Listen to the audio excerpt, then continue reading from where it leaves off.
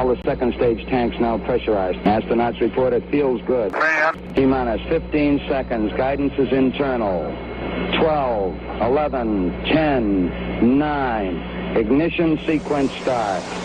6, 5, 4, 3, 2, 1.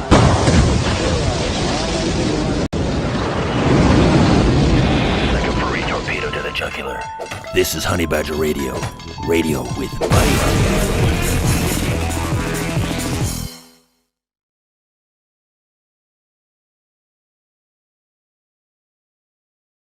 Hello and welcome to HBR Talk 370. That is the wrong number, damn it. I have everything else right in the stupid opening lines page. It is 378. HBR Talk 378. How UN women will destroy us all.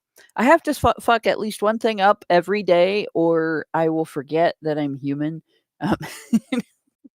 It's a thing.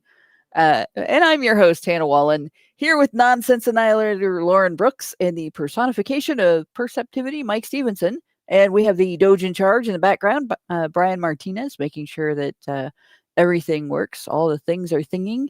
And tonight, we're still looking into UN women's complaints against activists who support paternal custody and due process rights.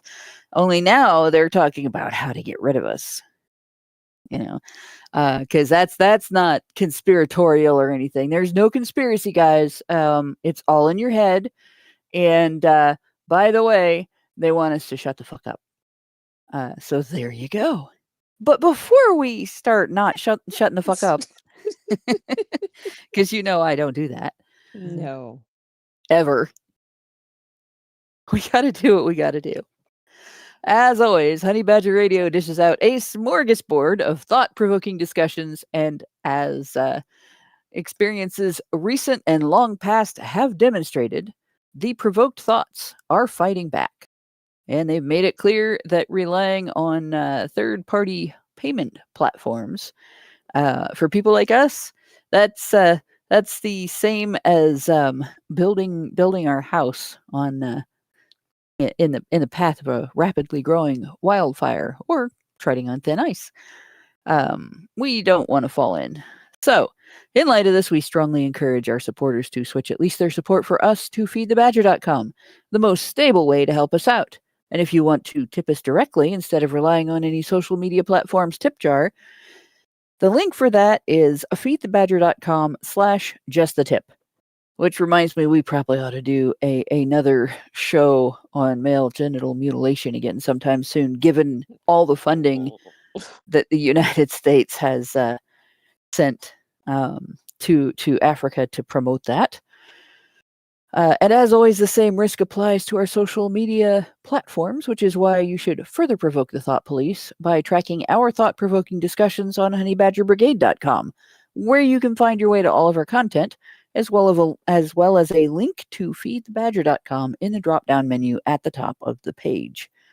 And I used to say top right, but a bunch of people told me that on their systems it shows as top left. So I'm just going to say top of the page because the menu button looks like a menu button. It's got those little 3 lines. So there you go.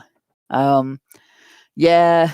And I can see our chat is, by the way, talking about the foibles of women, although they don't realize that it's they're discussing New York City's new communist mayor. But you know, it is women that vote for communism. And I can.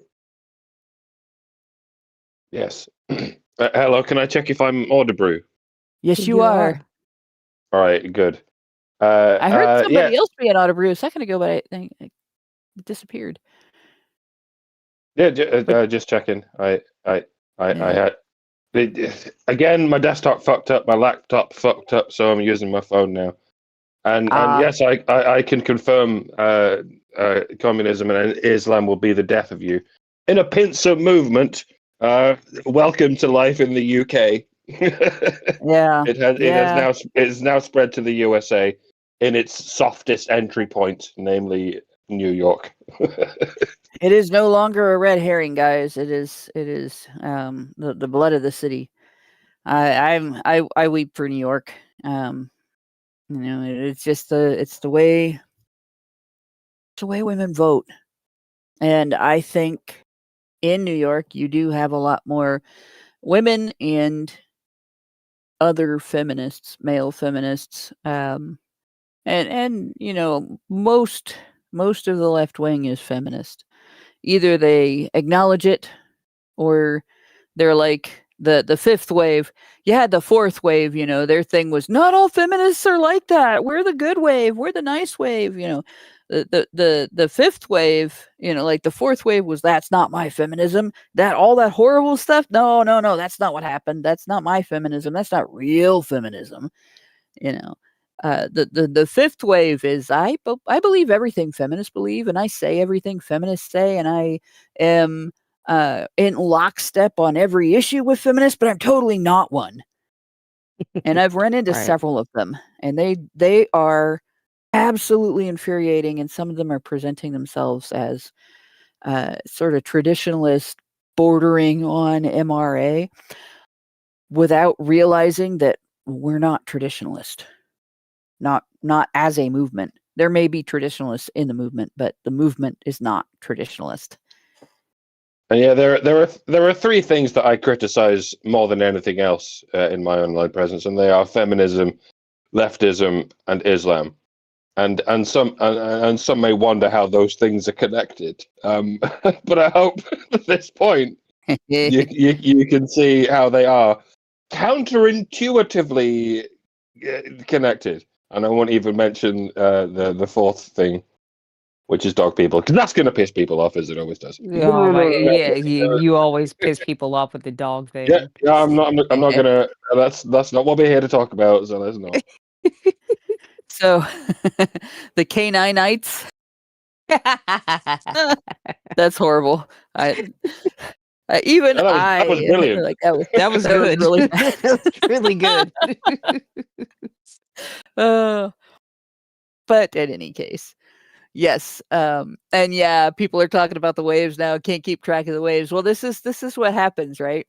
You have sex positive feminism, and they put a giant vibrator in the waters of feminist movement, and so now the waves are coming harder, faster, and weaker. Really, the last two waves were pretty weak. I'm almost anticipating, that the sixth wave of feminism will be the death of the movement. But we'll see what happens. They may turn around and, like, the sixth wave will be a return to radical feminism being the mainstream of feminism, and then we'll see more violence. But it just depends. It depends on how Gen Alpha looks at the isms and the phobias, and in particular, all of the iterations of communism that are being taught in their public school system. Yes, murder of crows. There is something akin to an undertow, but as New York has just demonstrated to us, it's actually a camel toe. A camel toe? Oh, God damn it. I had to. You take the puns right out of my mouth, Hannah. Sorry. Can't help it. It's in my blood. Not the camel toe, the puns. Like, that would be bad. But in the meantime, humor aside, we have to talk about the serious issue of UN women and their I don't know, their war, their jihad against the men's rights movement, because they definitely have decided that we must go. And last couple of weeks we were looking at this. We didn't get very far in it, and part of the reason for that is that what we are dealing with is a gish gallop, and I've run into those before. Years ago during the Gamergate controversy, For instance, Liana Kersner published a Gish Gallop against the men's rights movement. How much she hated the men's rights movement, and the whole thing was a giant straw man. So there's it a was, name I haven't heard in forever. yeah. I don't usually discuss her because I don't have anything nice to say about her. No. So No. like, yeah, that's pretty much the extent of it. I generally don't. But a Gish Gallop is it's. By the way, you might wonder why there's no men's rights movement in the Muslim world, and I suppose the obvious answer is because, well, of all places, I mean, in the Muslim world, men already have all the rights, even more than in the West, where we in the femisphere insist that men have all the rights as well. But it's even more the case in the Muslim world. Right, even though we're not allowed to say that, but we do. But we do say that whenever it comes up. But if the Islamic world was truly a patriarchy, it would have a men's rights movement. It would have nothing. No. It would have nothing but a men's rights movement where they continue to advance men's rights. But they don't. I mean, they don't have much of a women's rights movement. Well, they do. I mean, in Saudi Arabia, they recently allowed women to drive, which can only be as a result of some kind of women's rights movement. But they don't have Islam, nobody really has any rights. Exactly. In fact, and this is something that I've pissed off a number of feminists by pointing out. By the way, if you are a lesbian, they don't throw you off the top of the building. But if you are a gay man, they do. Or they execute you in some other way in various states that are run by Sharia law. There are numerous other things that they do to men that they don't do to women. For instance, men are, if you're not married and you're male, they're definitely going to rope you into military service. There's no getting out of that. You'll be bottom rung, you're unimportant because you're not producing children, and therefore you're cannon fodder, or you're in the dirtiest of jobs, the dangerous jobs, the nasty jobs, whatever. If you're female and you're not married and not having babies, they find a way to get you married and having babies, which really isn't anywhere near as dangerous as being in military service in war-torn nations that are all at odds with the biggest warmonger in the world, which is the United States.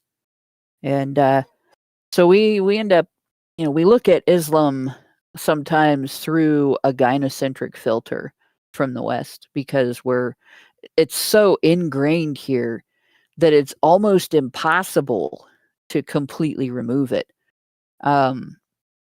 It's almost like you're born with a set of goggles, a pair of rose-colored glasses that sees everything through that pink filter and ignores all of the bad that happens to men, thinks of it as normal. Well, it's just the way things are for men.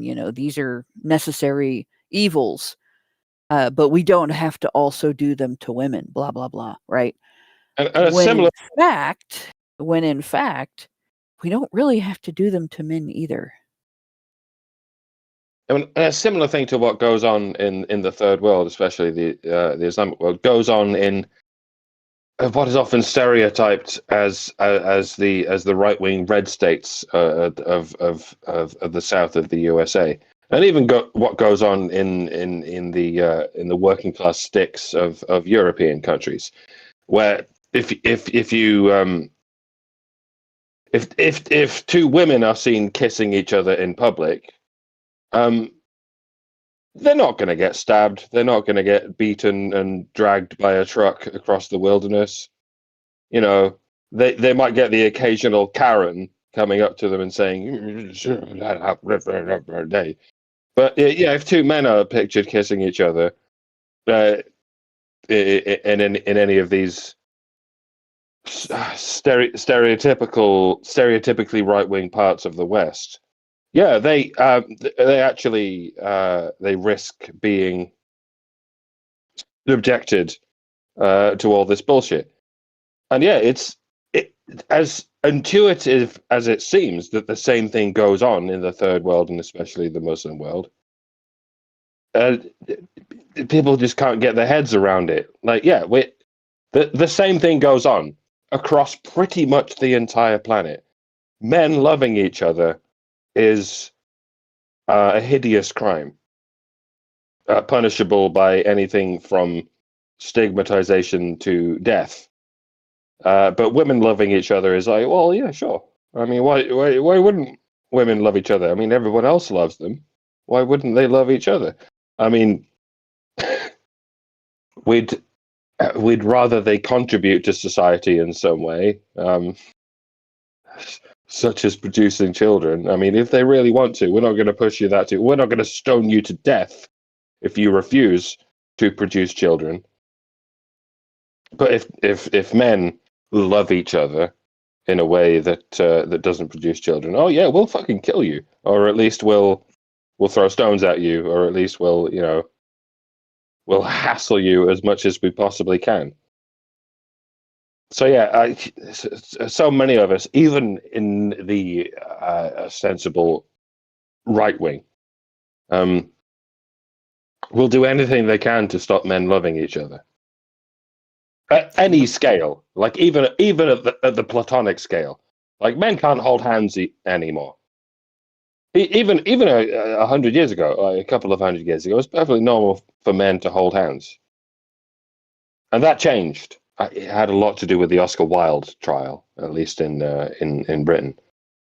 In the last couple of 100 years, especially since the advent of political gynocentrism, which we call feminism, men can't even hold hands anymore because that's considered gay, but it's considered degenerate in a way that women holding hands isn't.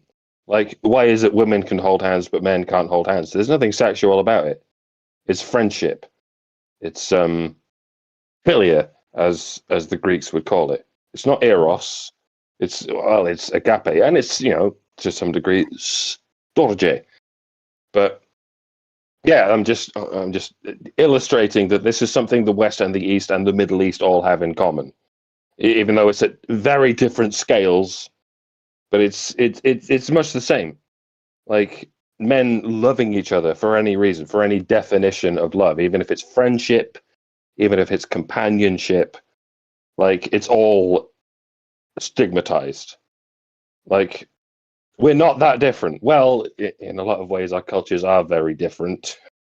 Like I said, in the way these crimes are punished, but they're still considered crimes in all sorts of ways. I mean, homosexuality between men isn't punished in the West, but men advocating for each other's rights very much is punished.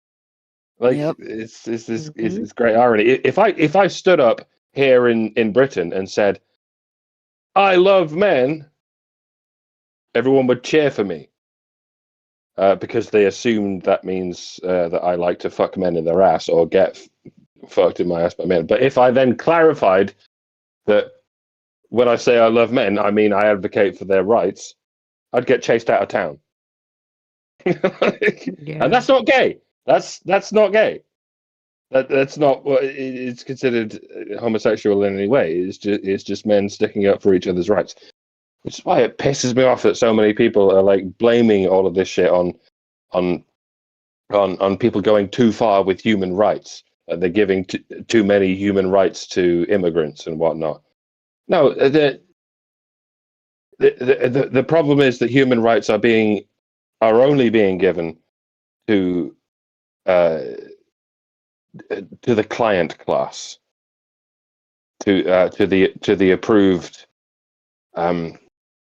regions of the progressive stack. Like, men fucking each other, absolutely fine. Men supporting each other's human rights, absolutely not. We will destroy you. See the difference? And also, women have to take it over and control it. Yeah.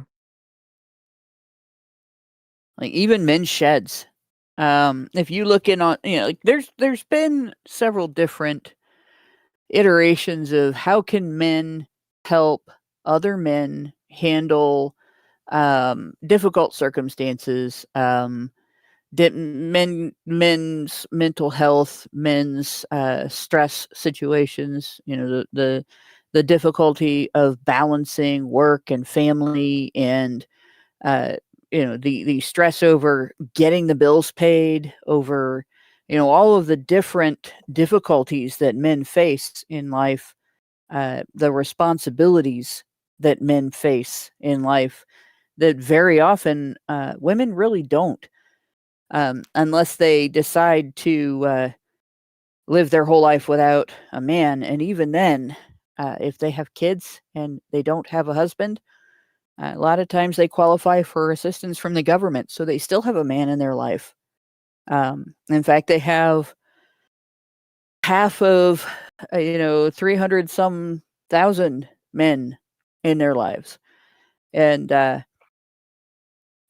it's not something that really women are aware of, the degree of loneliness and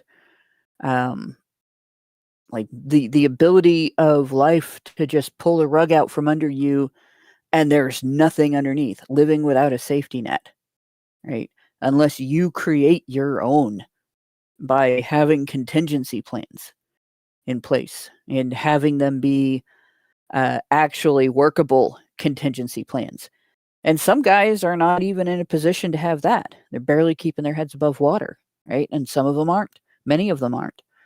Most of the people who are not keeping their heads above water to the degree that they have no place to live, for instance, are men.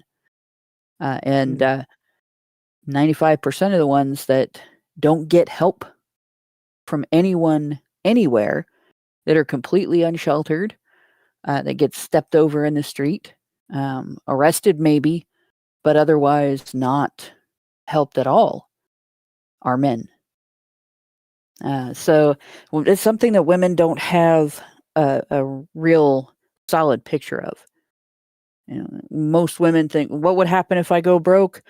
Oh, well, I'll apply for welfare benefits. What happens if I go broke? I'll go to my family for help. What happens if I go broke? I'll start posting titty pictures on OnlyFans, and for $6 a month, like the average, but or whatever. A lot of times men just don't have that option, right? Even if they're young, they don't have that option. And those that do, end up in worse trouble. So yeah, the perspective is very different, right? So it takes men to understand what other men are going through. You can't get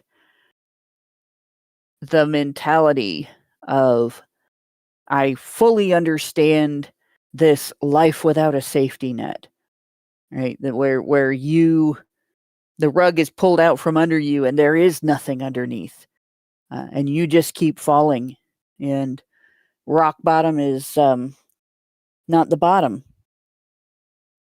Like only guys really understand that. Mm-hmm. And only guys can really help other guys deal with, I have to be able to live every day of my life and do normal things and exist with that looming behind me.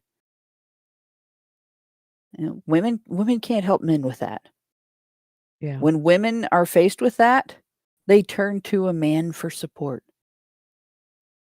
Right? And they're never faced with the whole thing, because they do turn to a man for support, or a lot of men for support.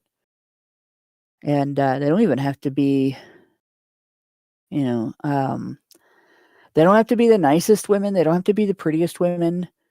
They don't have to be, there doesn't have to be anything that a man thinks he's going to get out of it for women to actually have success in getting help from men in those circumstances, right?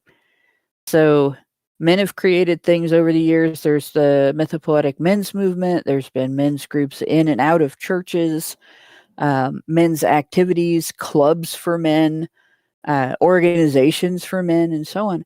Women have invaded every single one of them. And now the latest one is men's sheds. Right? And it's never going to change. Women are never going to stop doing that because they don't see it as imposing on a boundary that they should not cross. They don't recognize that boundary issue. So it's up to men to just say, no, you can't come in here. This is a therapeutic space for men where men are helping other men. The theme of this is men helping men. You cannot come in here. And there has to be a way for men to argue within the court system that, women have their female-only spaces that they require men stay out of. There must be at least some spaces that women stay out of for men. And but unfortunately, that's not the case at this point. And it's taking of all things, it's taking women arguing about this to get people to understand that no, you cannot just give in every time women ask for this. Bettina Arndt is one of the bigger advocates of don't let women into these spaces in the men's shed movement. Not the biggest. I know that there are men who have explained this before her, but at least women might listen if another woman says, leave them alone and let them have a space without you. Mm-hmm. But Gish Gallop. So getting back to Gish Gallop, and I know some Christians don't like the term because it's in reference to an actual minister, Dwayne Gish, who used to argue creationism against atheists, and his thing is he would make these long arguments that had a whole bunch of different talking points that you had to knock down. So it might take him 30 seconds to a minute to say 15 things, and you can't knock those 15 things down without an explanation for why each one of them is wrong. That might take 5 minutes. And the example I used when I was actually talking to Brian about this before the show started was somebody says the moon is made of green cheese, right? Well, the evidence against that is what the moon is actually made of. But you can't just say what the moon is actually made of. You have to also explain why we know that and why that knowledge is proof that the moon is not made of green cheese. And also explain the way the moon would behave if it was made of green cheese. What would be different about it than the way that it actually is? Because how about there are no cows on the moon? There are no cows. There are no mammals on the moon. Do we have to spend an hour proving that?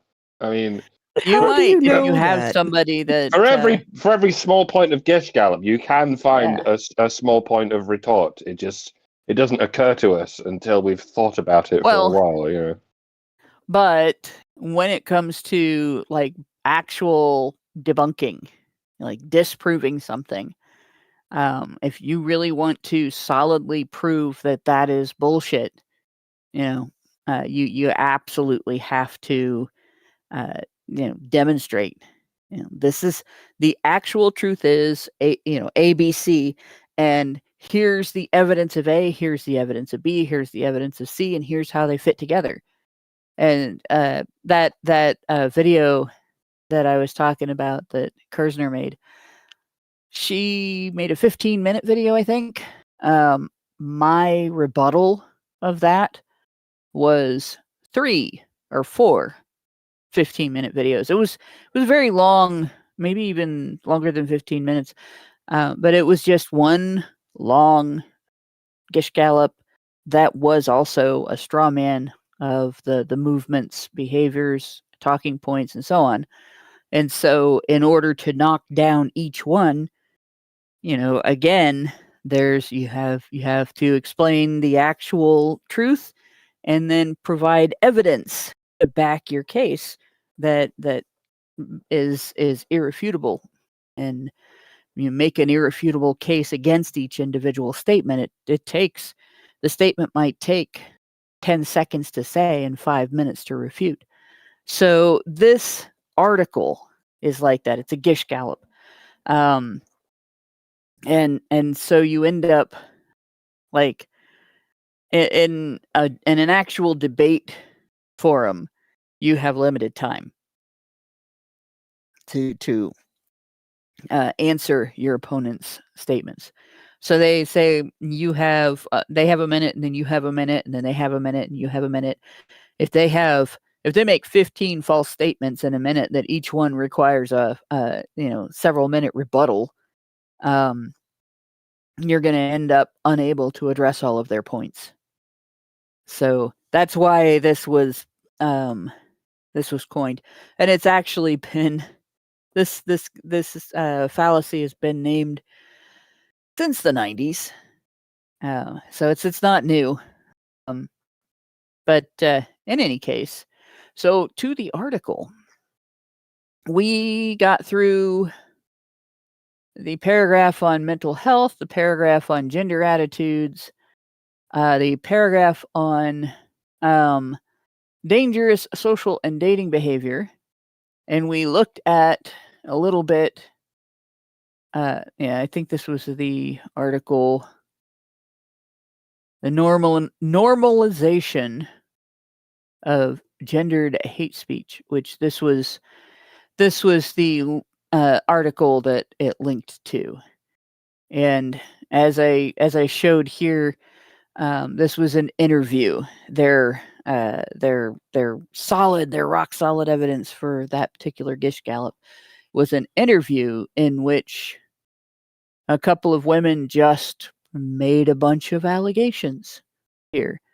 They made a bunch of claims and talked about different feminist protests in history, and things that have been said about feminists, but they really didn't get all into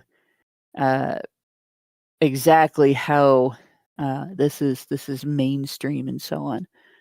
Instead, they talked about things like criminalization of feminist protests and so on, without actually describing what was criminalized or how. So we don't know if the thing that was criminalized was walking down the street carrying a sign, that said sexual violence is bad, or, which is unlikely that would be criminalized, right? Or throwing, a Molotov cocktail through the window of a local Catholic church because they oppose abortion, which did happen in South America. And churches were firebombed by feminists over the abortion controversy, and women were arrested, and they called the arrest misogynistic, as if that kind of violence doesn't usually result in an arrest, and only women have ever been arrested for firebombing churches. This is a common feminist tactic, right? They do something that is unacceptable when men do it, that gets men jailed for years and years and years. And if they are arrested, charged, convicted, and then even just receive a suspended sentence, oh, the misogyny, oh, the discriminations, we've not been excluded, we've not been exempted from culpability for this thing that, there's horrendous consequences when a man does it. So that's feminism. So we are at less safety for women and girls in digital spaces. I hate it when I go into a digital space and I fall down the digital stairs and break my digital leg. Or my fingers. That's very digital, right? Yes. I've lost Maybe count of how many, I've lost count of how many times I've been raped in digital spaces. Yes. Virtual rape is worse than being virtually murdered. Oh God, I can't. I mean, I'm being figurative, but insofar as I'm being figurative, I have kind of been raped in digital spaces quite a lot. Being To the figurative point is where body shaming, Mike. I'm a raped husk of a content creator in digital spaces, but you can't complain. I mean, you can try, but you'll get arrested. Yeah. So we remember we looked a little bit at their idea of online violence, and it's not like there's no connection to real world violence between online actual threats, not threatoids, right? The difference between an actual threat and a threatoid, by the way, I have received threatoids, the kind of threatoids that Anita Sarkeesian raised like $500,000 on. One of them was a chick wished that I would be raped so I would know what it was like. Like she wished that on somebody that knows what it's like. But and feminists, they have this belief that they have at least a 25% chance that they're talking to a rape victim if they're talking to a woman, right? But she said that anyway. And another threatoid was getting doxxed and having my not just my address, but my address, my parents' address, the last address that I lived in, the address of a friend of mine that I lived with for a while, my address when I lived in Findlay, Ohio. All of that was published on X, on Twitter, back before it was X. And it took them 3 days to take that shit down. That's a threatoid because nobody said, we're going to come to your house and kill you. Right? That would be a threat. Somebody saying, I'm going to come to your house and kill you is a threat. Somebody telling everybody where your house is a threatoid. Or suggesting that something bad should happen to you, but not saying that they're going to do it. And the difference is if somebody says, I'm going to come to your house and kill you, and they do it in a way that indicates, they might be serious and you should actually be nervous about this. That's a crime. And you can actually file a complaint with police and they will take it seriously enough at least to nail down whether or not you're actually in danger. And if you are, then there are further measures that they can take that are mostly useless.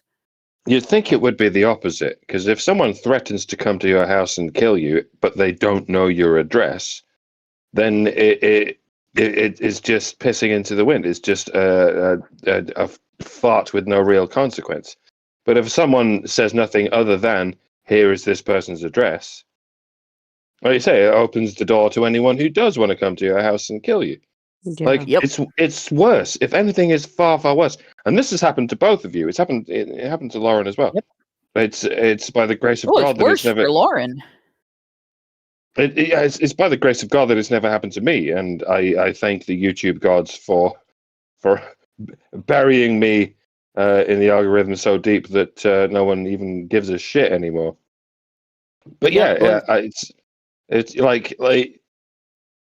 It's like someone waving an air sword in your direction. Like that's not actually a threat at all if it's just a pretend sword.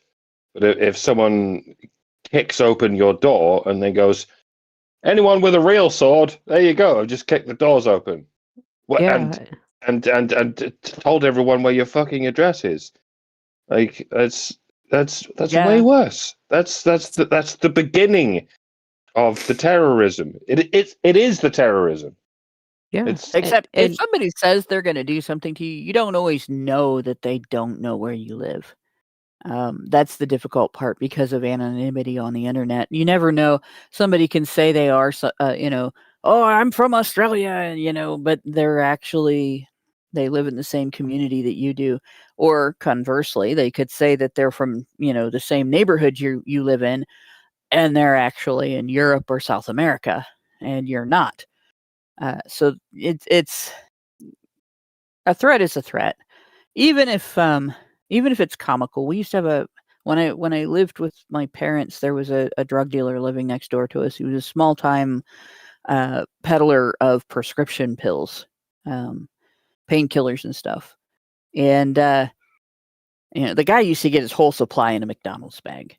The person would come up and deliver it like they were bringing him his lunch, and then he would turn a red light on his porch, and all of a sudden everybody and their uncle came to spend 5 minutes at his house and jeez. get a can of Coke. Yeah. Yeah, yeah. The can of Coke, of course, had nothing in it but pills. But in any case, when he moved into that house, we'd already had an established portrait studio on that property that did indoor and outdoor portraits. My mom had the whole backyard designed with flowers and everything, be a backdrop all around the yard. And he decided that we weren't going to do that anymore. Our business was over because his business was, not wanting to be photographed. And so one day he came over and threatened to kill us all in our sleep. And the thing about it is, this guy barely came up to my tits. And I mean, I'm a little bit tall, but there's a lot of women that are taller than me. Most women aren't, but a lot are. And that's biological women, not trans women. I mean, obviously there are lots of trans women that are taller than me, but biological women there are biological women that are taller than I was 5'9.5" at the time. And so this guy barely came up to my tits. He sort of had a Sam Kinison look about him, ran around in a beret and everything, had the long jacket and all that stuff, kind of cultivated the look and everything. But he had throat cancer, and he had a stoma, and he had a vocalizer. So he didn't, I'm going to come over to your house in the middle of the night and kill you all in your sleep. Like, that might have been scary, especially if he was a lot bigger than us. I think my mom was bigger than him, and she was tiny. But from a guy that's not very big and who is on death's doorstep with cancer, going through chemo and all that, speaking with a vocalizer who has to look up at you from underneath a beret because he's a caricature of Sam Kinison. I'm coming to your house in the middle of the night to kill you all in your sleep. And we're like, okay. If you say so. But I still slept out in the family room, blocking the back door, and for 2 years because of that, just in case somebody came in. Yeah. And with a big stick. I carry a walking stick that is, it's not hardwood, it's pine. But I do carry a big stick. I'm looking forward to when I'm old enough to carry a cane. I've always wanted to carry a cane and wear a cape. I want to wear a cape and carry a cane. That's fucking boss as shit. I'm going to do that as soon as I'm able to. I'm going to do it before I'm able to. Fucking just don't do it before you get senile, because you don't want to forget and wear the cane and carry the cape. It's not as effective. You can smother someone with a cape. Yes, you possible. Can. Yes, you can. Or you just throw it over their head and punch them a bunch of times when they can't see it coming. But yeah, I'm not violent unless you scare me. Then maybe a little bit. And I did. I stayed. I didn't get very much sleep for that whole 2-year period, because every time there was a noise, I woke up. I had a light shining out into the backyard, so I wasn't I wasn't scared, but I was still cautious, and I took precautions. And you do that, right? Because you don't know somebody, even somebody on death's doorstep, even somebody that is a caricature could be dangerous. Even somebody that's short can be very dangerous. Somebody that's weak can still be very dangerous, right? Women have killed men twice or more their size. Well, yeah. I mean, all it Mhm. takes is a weapon or the right amount of leverage. Or poison. Yeah. There's a Yeah. long history of women using poison. So, oh God. Richard Bier says, here in Texas, there was a group of Muslims who decided to build themselves a community center, and the property they chose to do this was next to a pig farm. I bet they hassled the pig farm, right? Because pigs are considered dirty animals, if I remember right. Haram. Haram. Yeah. Haram. The throat We clearing.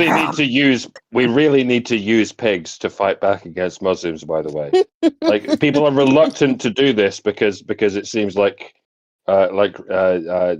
religious. Yeah. It seems like using it seems like bad form to use their religion against them. But for fuck's sake, I believe that the UN refers to it as a war crime. Remember, there was that guy that got sent to jail because he put pork or like bacon on the mosque. Yeah. They nabbed his ass and sent him to jail.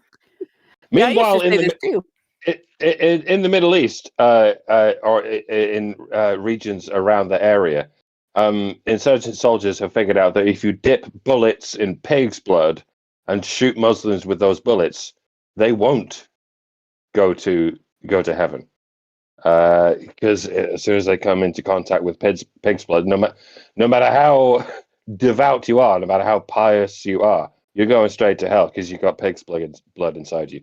And I'm not saying you should do this, but if you are, in the business of shooting Muslims with bullets, you might as well dip them in pig's blood and let them know that that's what you're going to do. Because you don't even have to actually do it. You just have to spread enough of a rumor that they think you might have done it. Exactly. Right. And that's something that has been done in the past. Actually, I have known people who were in Desert Storm and Desert Shield who have said, "Oh yeah, we floated those rumors. We did spread the idea that this was happening in the hope of intimidating them so that they would not actually, come our way and cause an actual firefight because, they don't want to get shot with those bullets." And I don't know how effective it was, but that is a thing, right? And again, a threat doesn't have to be backed with any real intent to be a threat. And if you do it in person, like if I was standing next to you and I said, "I'm going to come over there and kick your ass," and if you believed me, that's enough to catch a charge. It's the art of war. So many given armies have these superstitions because so many of these armies are driven by superstitions in the first place. And make no mistake, Muslims are doing this to us. They're using our superstitions against us, and our superstitions are gynocentric ones, and this sort of thing. Socialistic. They're using our leftism against us. They're using our gynocentrism against us because they know that's our Achilles heel, and it works. It shouldn't work. I mean, Christians shouldn't fall for this because there is no animal that is as religiously demonic to Christians as pigs and dogs and shrimp are to Jews and Muslims. Like you can dip your bullets in any animal's blood, and I will be like, no, it's just fucking blood. It doesn't fucking. It's the bullets we don't like. Just don't shoot us with the fucking bullets. Yeah. Yeah. But they figured out how much we fucking love women, and they're using that shit against us. We can get over that. There's nothing in the Christian ethos that that instructs us to be so fucking gynocentric. There's nothing in the liberal hyper rational order that should make us so susceptible to any of these superstitions. We like to think of ourselves as wholly unsuperstitious and completely rational, but we're not. We're the most gynocentric fucking ideology in the world. But we fall for it anyway, and it's very easy to get over this. We just need to be like, no, women aren't better than men. Fuck you. We can't fucking do this. And if we could get over that and use their superstitions against them, this would be the easiest war to win. Mm-hmm. But we can't do that because we're so, oh no, you have to respect their superstitions, and we totally don't have any superstitions, but we still have to respect them. The superstitions that we totally will not admit exist. Like, you got to navigate through this fucking hypocrisy, and that's what's so difficult, because this fucking hypocrisy is being held up by our mass media at every fucking element. Our mass media and our police will fucking destroy us if we say anything that diverges from the gynocentric narrative and from the lycophobic narrative. And I'm just going to say that to be as brief as possible. But we've handicapped ourselves in a culture war and a religion war in which our opponents have all the necessary handicaps, and all we have is unnecessarily self-imposed handicaps. It's like, this should be so easy, but we've made it so difficult. The worst part is that with and it's not just with Islam. Feminism is really bad about this. They don't really follow that. So Stacey Carlton has pointed this out in the chat, actually. If you're Muslim and you are starving, you're permitted to eat anything to stay alive, even if it's not halal. If you're shot by a bullet, somebody else put pork on, it doesn't matter. You're not going to hell for that. And so the rules are, in other words, the rules depend on whether or not it's convenient to follow them. Right? And with feminism, it's even worse. The idea that violence against women is the ultimate evil, and anything that displeases women is violence, only applies to women who are feminist and pro-feminist. If you're non-feminist woman, you don't count. So, when I talked about, I've had threatoids. I haven't had any real serious online threats, but I've had threatoids. They didn't come from people in arguments over, whether left wing or right wing was a better direction to go, or either one being a decent direction. Among men's rights movement supporters. Nope, they came from feminists, right? The person who told me I should get raped so I would know what it was like was a feminist. That was an anti-Gamergate feminist debater on Twitter that said that to me. The person that doxed a bunch of us that were involved with A Voice for Men was a feminist associated with David Futrell, the guy that wrote the blog Man Boobs, that is now We Hunted the Mammoth. Yeah. We never did hunt the mammoth, by the way. We found her. Avenged on their corpses. That's all we ever did. We did find her. She's one of the marchers at in the Women's March. She's carrying around a disembodied hand. But I have an image. This chick, her whole style was really bizarre. She kind of looked clownish, and she actually was carrying around a disembodied hand. I'm not quite sure what that was for. But in any case, and she had her tits out for equality, or down for equality, I guess. But way down. And my meme that I created from that is at the bottom or at the top. Why doesn't anyone? And at the bottom, take me seriously. Because but in any case, yeah. None of that ever seems to come from the people that are accused of being violent toward women or intimidating women online, right? When I experience that kind of stuff, when we in the men's rights community experience that kind of stuff, it's from feminists, including feminist men. Some of the most aggressive behavior that I've received online came from a feminist man who was trying to get me banned. He got himself banned trying to get me banned because he wasn't very bright. It was a total dipshit, actually.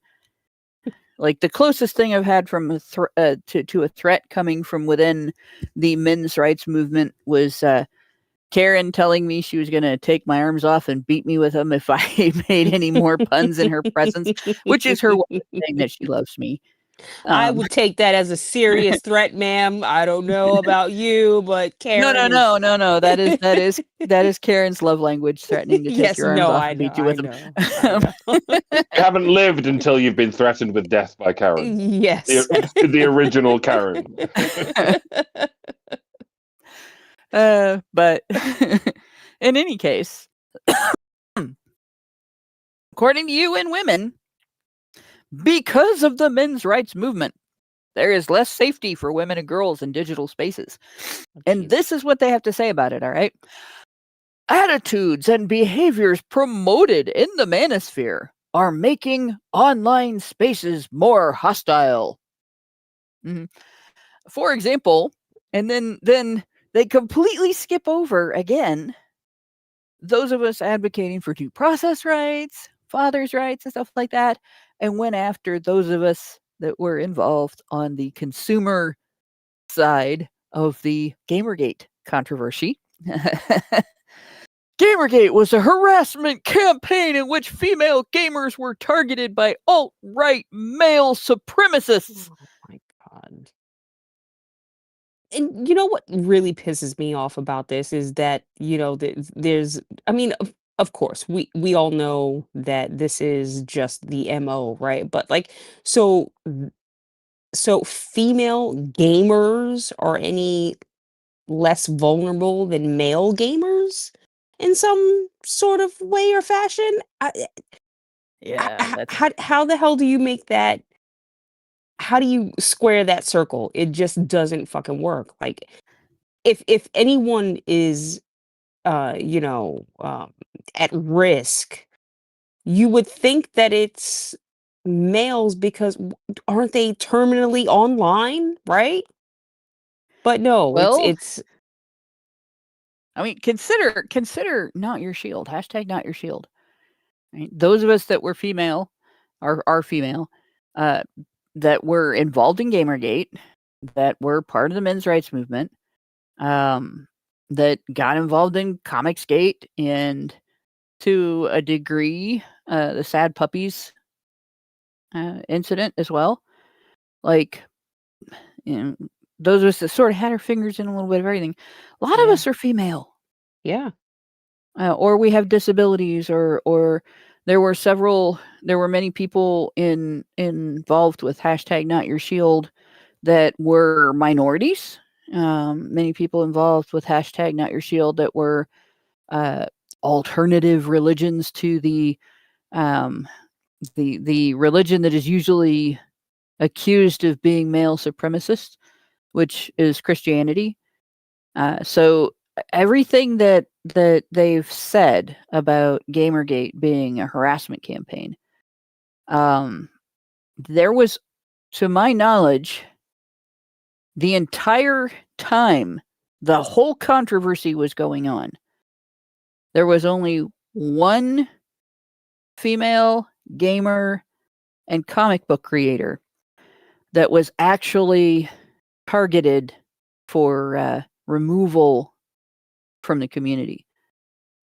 I mean, that was actually excluded and excommunicated and deliberately publicly attacked online and kicked out of a convention in the process. Mhm. And that was Allison. Yep.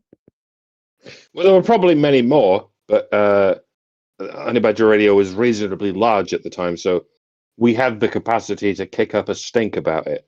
Yeah, you never know how many other such women have been kicked out of these spaces, and they didn't have the public online capacity to kick up such a stink. Much like all the men who never had such a capacity, and they were kicked out without having the ability to kick up any such stink. It's good that we were there at the time to be able to kick up that stink, and that didn't work either. We even took them to court, and it took several years, and even that didn't work. And we discovered that the Canadian court system was corrupt. Yeah, even like, that even that served as a cautionary tale to let people know that they don't give a shit about women any more than they give a shit about men. All they give a shit about is being able to enforce their propaganda and their ideology, and they will use women to enforce that propaganda and that ideology, and they will use men to do it as well, and indiscriminately. Like they will say believe all women until a woman says what they don't want them to say, and then they will say no, don't believe those women either. In fact, we will push back even harder on those women than we do on the men. Well, not necessarily. I mean, they don't need to push back as hard against the men because they already have this ideology in place to push back on the men. Like if Allison, they push back harder on the men. Like the doxing incident, like for instance, I got addresses published. And Jack Barnes, they published his kid's kindergarten address. Right. There were a couple of other guys from A Voice for Men that were sent beheading videos from Muslim terrorist organizations that have sent beheading videos out. Believe one of them was that journalist, Mr. Pearl, and I can't remember. The other one was another famous beheading video that made it onto the internet, and they were sent those via email. They had found their email addresses and told, if we get our hands on you, like this is the kind of thing that should happen to you. I now recently I was sent stills from the Charlie Kirk murder over and over again by a feminist woman. Oh, jeez. But yeah, she's banned from X now. I think everybody watching that conversation reported every single one of her posts. But in any case, when she sent them, she just sent them. It was just, hey, look at this. Hey, look at this. Look at this gore. And I mean, it's upsetting because, he's about the age of my kids. But it's not like I've seen a lot of gore online. It's not, you run into it in the weirdest ways, especially when search engines were new and you'd look up some completely innocuous thing in not thinking that it had any connection to gore, and somebody would have some keyword on their website where they had gore pictures or porn pictures or some weird combination thereof, and And in the middle of all your zucchini bread recipes, there's, something insanely gross that you never really wanted to see. Thank goodness that that's changed to a degree. But in any Zucchini case, bread? yeah, oh yeah, you've never That had sounds zucchini bread? that sounds awful. I mean, banana Oh bread my is god, it's delicious. one of the yummiest things. It's But the you make it best. with grated zucchini, and it most recipes are a sweet version, but you can make a savory version that's really good too. Ugh, whatever. Oh, it's you had to it's got walnuts in it, so it depends on whether or not you're allergic to walnuts, but you have to try it before you knock it. But in any case, yeah, like all of this, it's the men always people were always rougher on the men when they do this kind of thing. Like I got sent gore. Charlie Kirk got shot in the neck and died. Like there's a significant difference there, right? Yeah, I can never unsee that footage. I saw the close-up shot. Yeah, It's just, if you wanted to send a message, that was it. Just shut up and don't talk, you know? yeah. But Well, the message was, "You can't let us win because this is the kind of people we are." That's yeah, what their message to us was. "You yeah, can't let us win because this is what we do." yep. How old were y'all? This is a question I'll send out to most of the audience. How old were y'all before you actually saw footage of someone actually getting murdered? Our parents of the perhaps Gen X generation will have a different answer, and boomers of our grandparents' generation will have a different answer. We were Yeah. generally spared this kind of footage. Mhm. But in Well, this generation, it is afforded to us yeah. to actually be able to see the live footage of someone actually getting executed right there and then, instantaneously. And I would hope that this would radicalize people in the right direction. I mean, my hope is that we don't have to see this kind of thing, because it's traumatizing. In the same way that it's traumatizing for children to be presented with Bambi's mother getting executed off screen, and even that was traumatizing enough. Like, is she dead? Did Bambi's mother just die? Wow! Yeah. Yeah. You can expect that kind of reaction from a child, and Charlie Kirk's death was the adult equivalent of that. Like, oh Yeah. shit! I just watched a person actually get murdered. Why hadn't I seen this before? And some of us have, because occasionally you'll see it, on eBaum's World or some fucked up website like that. But we're now at the point where, yeah, it is perfectly possible to see someone actually get fucking murdered brutally in real time, and it's. I just hope it doesn't desensitize everyone, but I think that's probably going to be what's happened. We're just going to see so many of us just get fucking executed right there and then in real time, and we'll just get used to it. It'll be just, yeah, another fucking right winger got fucking executed. Yeah, whatever. Yeah, oh god, oh I mean, god. I think that's already Uh, happened. I think it's already just happened, yeah. because, what you see. I mean, listen, if you go outside and touch grass, you will realize that, a lot of people just aren't in tune to what's actually happening, so they may not have seen it, and they may not have heard about it. They don't know who Charlie Kirk is. They don't understand what the whole hullabaloo is about, but for those of us who do spend our time online, um I think a lot of us are desensitized to it, and that's why you see these people who are just gleeful just happy and very happy to share their joy about the whole situation, because they have been desensitized to it.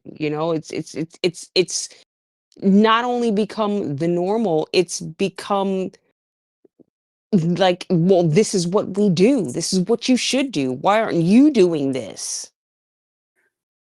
Yeah.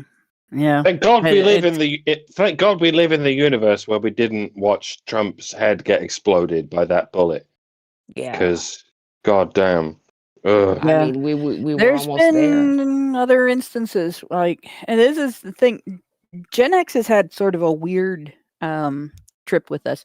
We didn't see a lot of people getting murdered live, but there were a few suicides that occurred live on the news that there was no lead up to it, where you didn't know this was going to happen. There was an instance of a news studio getting held hostage at gunpoint at one point in time. Was another one. There was the guy that jumped out of the airplane without a parachute. Didn't realize it till he went to pull the ripcord, and there wasn't one. So we've seen a few things, and then the Faces of Death videos were published when a lot of us were young. So, a lot of us saw stuff like that. And then, most of us were adults by the time the wild Reddit days, when it was, young, and r/gore was a subreddit. I don't know if it's still even allowed. What was another one that was really fucked up? Space Dicks. r/space dicks was really fucked up. And Yeah, but I there mean, were a few other things like that you yeah, run into a lot of that, or in the early days of the internet. yeah. I mean, It was just there.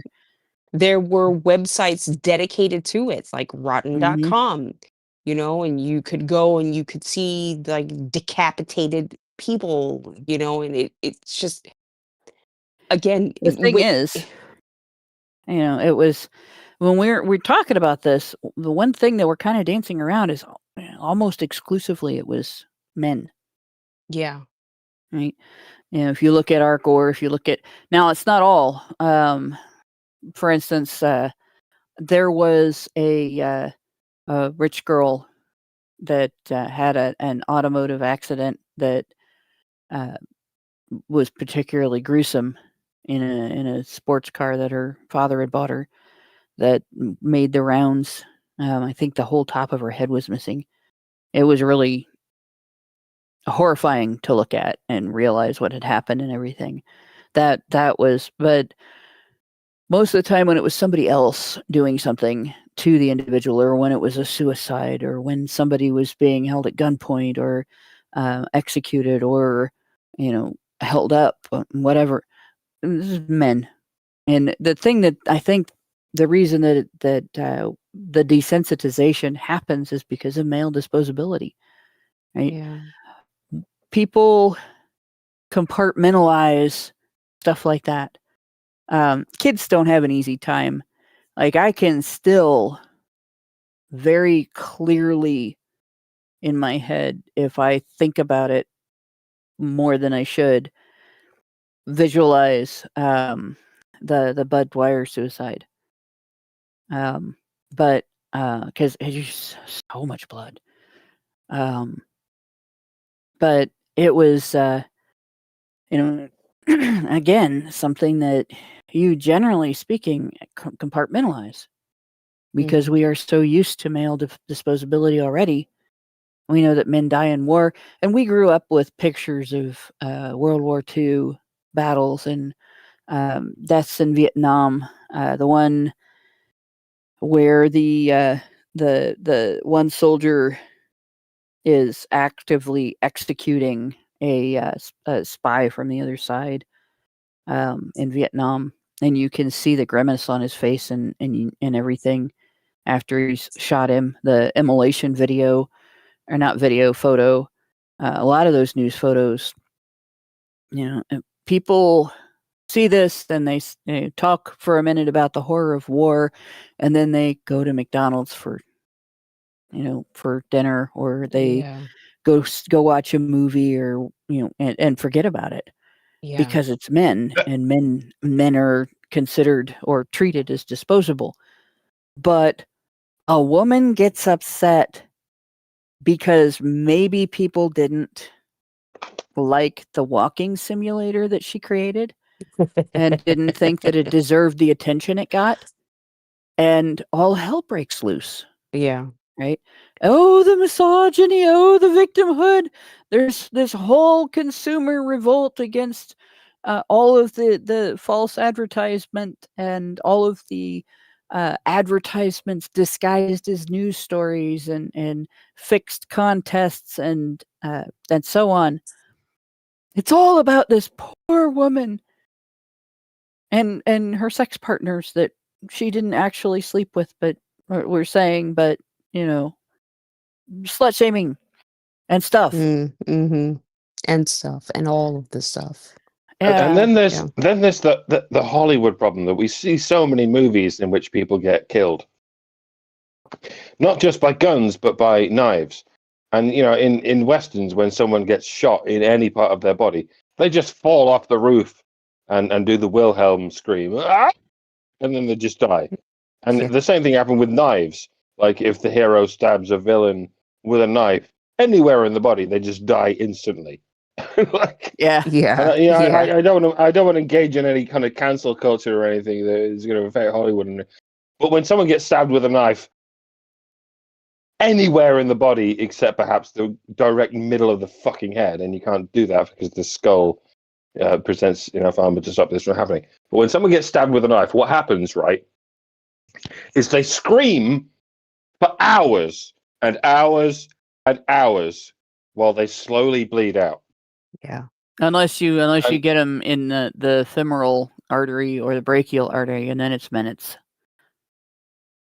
And even then, it's nothing like what we see in the movies, where you can just stab a villain anywhere in the body and they just instantly die. They just go, oh, and then they just fucking keel over and die. That's absolutely not what happens. No, and in fact, if quite frequently, when people do die from stab wounds, it's not from the damage caused by the knife. It's from sepsis caused by the bacteria that was on the knife or on your skin. Mm-hmm. Exactly, and people see this in not just the movies, but in TV. The same TV that is presenting this propaganda that you should all murder Europeans, right? We talk about this every Tuesday show because this fucking shit happens like every fucking week in Britain and in America, but especially in Britain.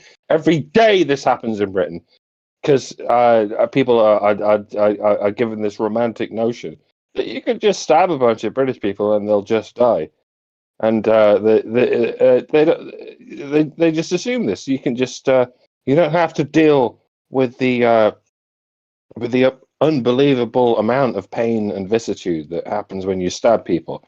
Yeah, so people just go, I'm just going to stab a bunch of British people, and presumably they'll just die. I could just deal with these British people by just stabbing them, and I don't have to be faced with their humanity or their mortality. It'll be fine, but it's not fine. It's unbelievably. Oh, I can't. Sorry. Yeah, with those perfectly legal knives. Yes. Yes. It's there's a lot of misconceptions about how violence works, and Hollywood perpetuates all of them. But in reality, when you really examine it, when you take off your rose-colored glasses and you examine it,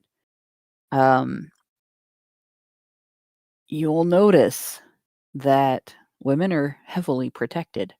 We are, and it's not to say that violence never happens, right? I've experienced my fair share, maybe a little more than that, mostly from other females, right? But what I've noticed is that when I do experience any male perpetrated violence, when I have experienced male perpetrated violence, when I've gone someplace, aside from when I was a kid and kids are violent toward each other, so when I've gone someplace and associated with guys that normally other guys would protect me from those guys. But if you isolate yourself away from the guys that would protect you and associate with the guys that don't have that gynocentric tendency to avoid violence against women, then you face the violence. And I think that happens in a lot of cases. If you look at all of the various types of criminal violence that occur in the world, and feminists will tell you, that 99% of that is perpetrated by men. It's actually about 79%. And that violence is 0.1% of the population committing that violence. The other 99.9% of men are nonviolent unless they are defending themselves or provoked in some way. They don't just run around engaging in violence for no reason, right? So, but if you look at that, the overwhelming majority of it is perpetrated against other men, not against women. And usually it's not for gendered reasons or power and control. It's, I want your car. I'm going to take it away from you. I might kill you in the process. As long as I get the car, it's okay. Right? Or I want your wallet or your girlfriend. And I'm going to get it from you and get her from you, however it takes. I'm angry about you doing this or that to me. I'm in a rival gang. You're on my territory, or we're coming to take part of your territory. Right? It's never, oh, look, that dude, we're just going to randomly be violent toward him. And feminists portray violence against women as if it comes out of nowhere. Right? Violence doesn't come out of nowhere. Right? It comes out of conditions and conflict. And they'll ignore both quite frequently. When women face violence, it's not random.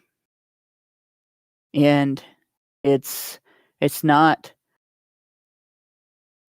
in facilitating theft.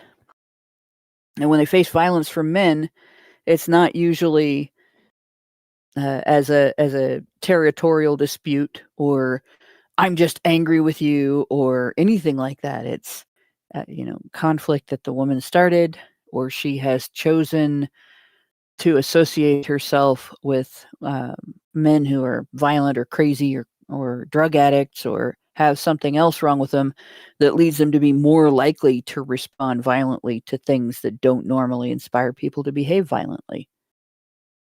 And again, that happens when they isolate themselves from the men in their lives who would do their best to protect them from that violence. So this paragraph about Gamergate, the thing that pisses me off the most about this, I think, like, everybody that tells this lie about Gamergate knows that it's a lie. They're aware, they're fully aware, they were present in the moment. They know damn well that it was not anything to do with targeting women. That the controversy was gamers discovered that a lot of reviews are fake. You read a review of a game thinking, oh, this will tell me whether the game's good or not. And actually, it's because somebody got paid or got favors to write a review. They got a free game. They didn't disclose things that would have made a difference in whether you had faith in their review or not. And it started with that. And then, you find out that certain contests were rigged. Right. And not everything that was an ad was disclosed to be an ad.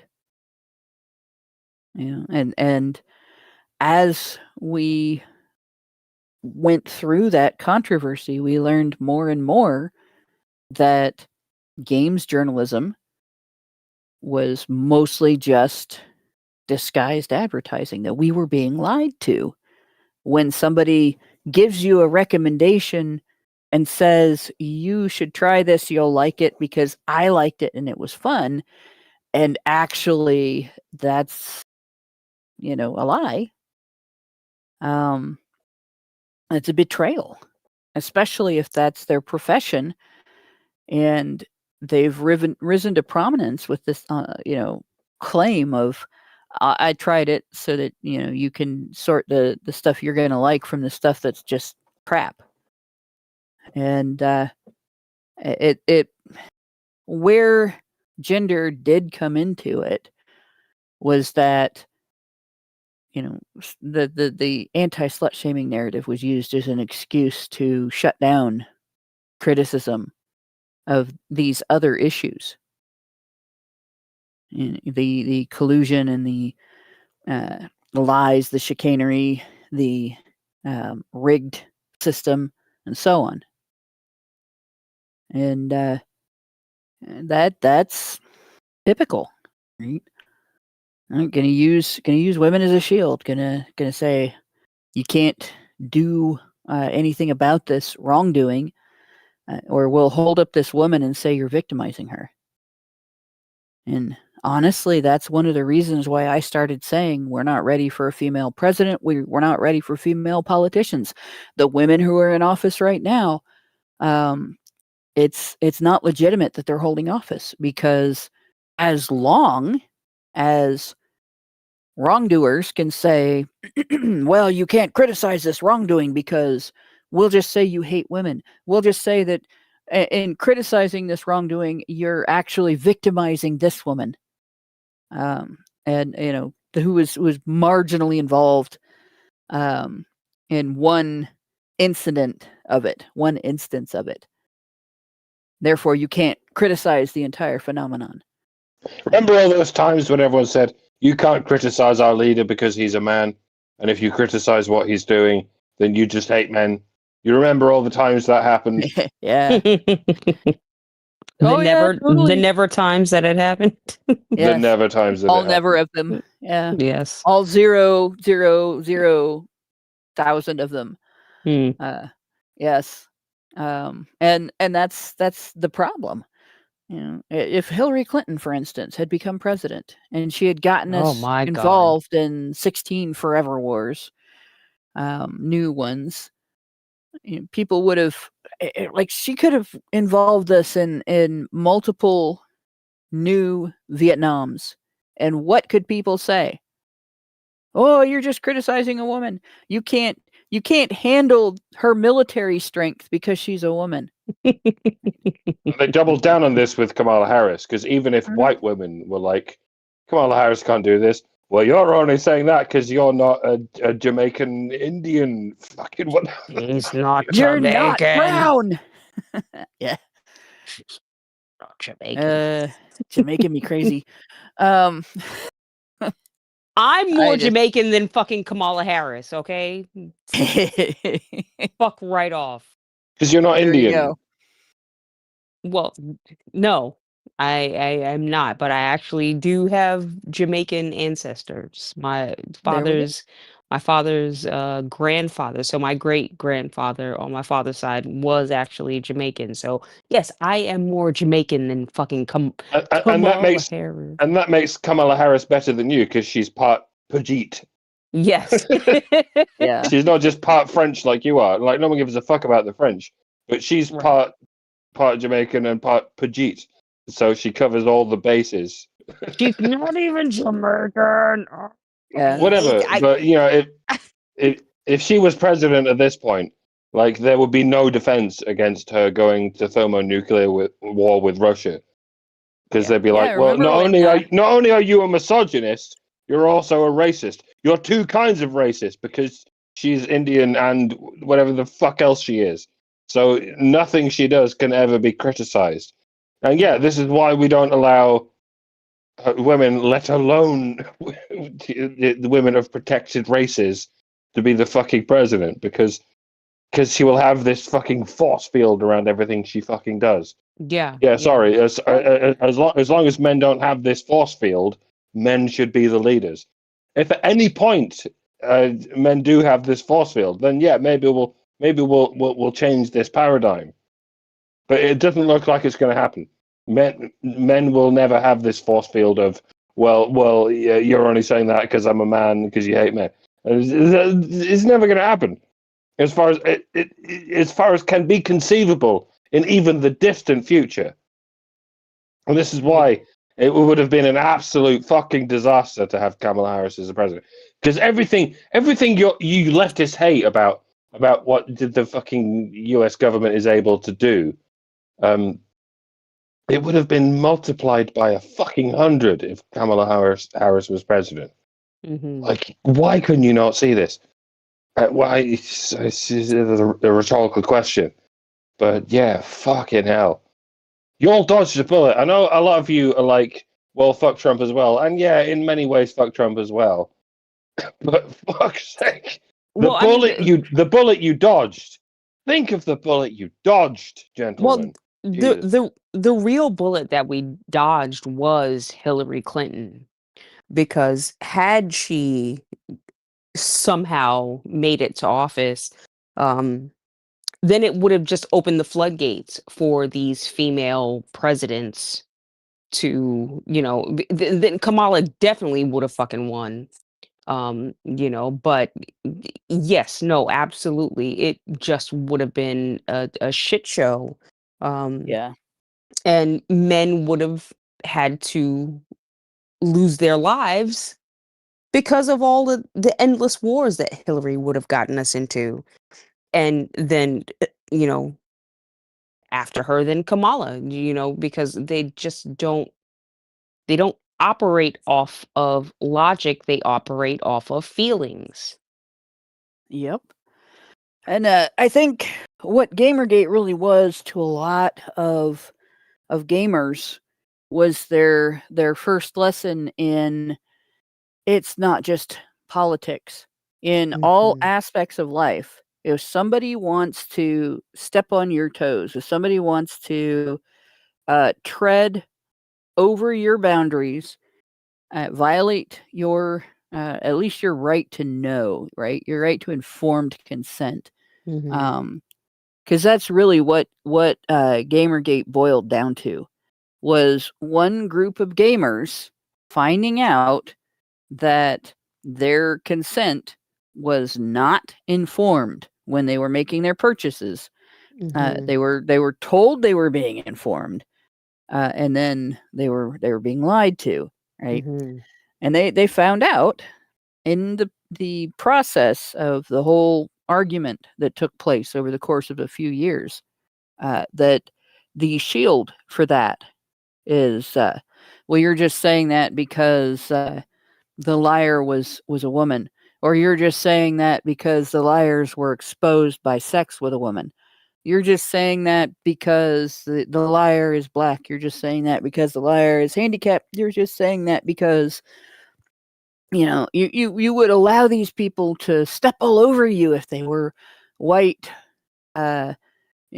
straight, able-bodied males, with who identified as males, with some money in the bank.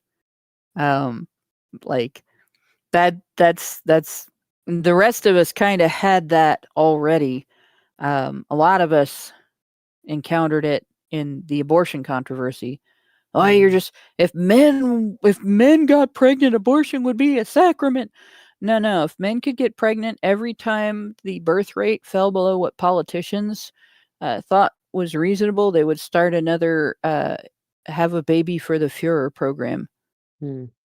That's what would happen if men would get drafted to become pregnant. If men could get pregnant, when the time, the time frame was during some period when the birth rate was lower than politicians liked.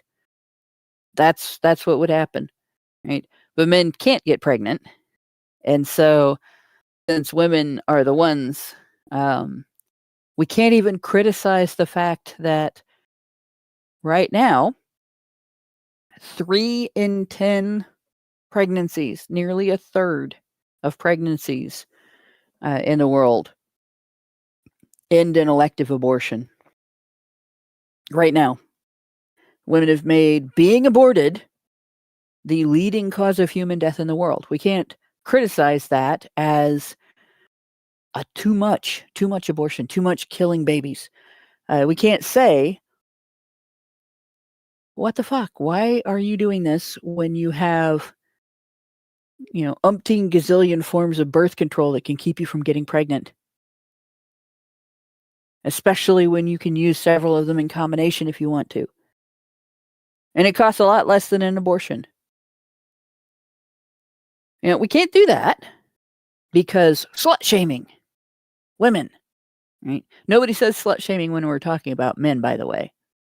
If a guy sleeps around, he's taking advantage of all those women. He's a cad. He's a player. He's a predator, right? He's disloyal, and he's a threat to women because STIs. But if a woman does it, you can't say a word, right? She could spread herpes across half her community, and how dare you get upset with her for it? She's just exercising her right to freedom of association and free enjoyment of her sexuality. She's living her best life. Yeah. by killing the life that's inside of her. Jesus Christ, I just hate this. They're just so irresponsible, and it's everybody else's fault and everybody else's problem to deal with. And it's just healthcare. We're just caring for the health of this woman. Never mind the fetus that's growing inside of her body. No, it's a parasite. And this is how they treat children. And we wonder why we have this generation of young people who don't really value life. Yep. Yeah, very much so. Sad. I mean, hell, they had a 3 in 10 chance of not making it into the world when they were conceived. Right. So yeah. When it comes to the Gamergate campaign, journalists are never honest about it. They don't talk about the actual controversy. They don't talk about what the consumer revolt was actually about. Mm-mm. And they only talk about the shield that was used to try to keep the consumers from bucking the system. Mm-hmm. And suggesting that perhaps, lying to us is a shitty way of doing business. And of course, that should be your litmus test when it comes to Grokkopedia, by the way. Yeah. Compare the Grokkopedia article on Gamergate versus the Wikipedia article. If you fancy looking at the Wikipedia article as to what the fuck Gamergate was, I would recommend you do not, because it's pure propaganda. And this is why Grokkopedia needs to exist, but I will reserve judgment until I see what looked at that. What Grok has to say about it, We looked at that in an after show. We might have to go over it in a main show. It's actually not a bad article. Grok did a good job, which actually have been pretty pleased for the most part. The thing that I don't like is that after Grok was nerfed for noticing some things and then drawing conclusions that were maybe not the best conclusions after noticing those things, that has led to Grok treating a lot of feminist sources as authoritative. But it still is more accurate on Gamergate than Wikipedia. And it's also the Wikipedia article on Gamergate. You could tell that nothing's been added to it for about 7 or 8 years. It's ancient, and they had one on us too. There's a they got a stub, I think, on the honey badgers, and Grok actually has a better entry in Grokopedia there as well. Oh gosh, Murder of Crows. Yeah, was Typhoid Mary living her best life? A lot of people don't actually know who Typhoid Mary was or what she actually did. And this is an interesting typhoid thing. to hundreds of fucking people. Yeah. Yeah. No. Her story is a story of female entitlement. Okay. So back in her day, if a woman was uneducated, there weren't a whole lot of different types of jobs an uneducated woman could get that were very lucrative. But one that was cooking for families, wealthy families, right?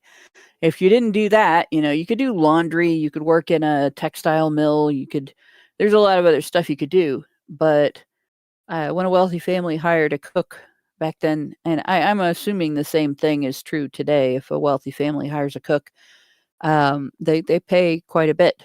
And so typhoid is, if you get salmonella poisoning, it can live on in your intestines where you're immune to the effect of it. It doesn't make you sick anymore.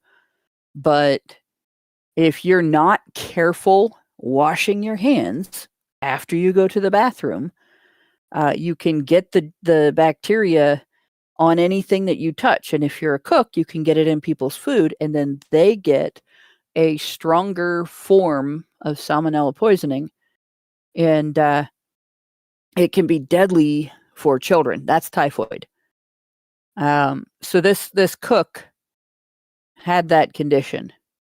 And it was at a time when, especially in the lower economic classes, people really didn't understand the importance of hand washing. And initially,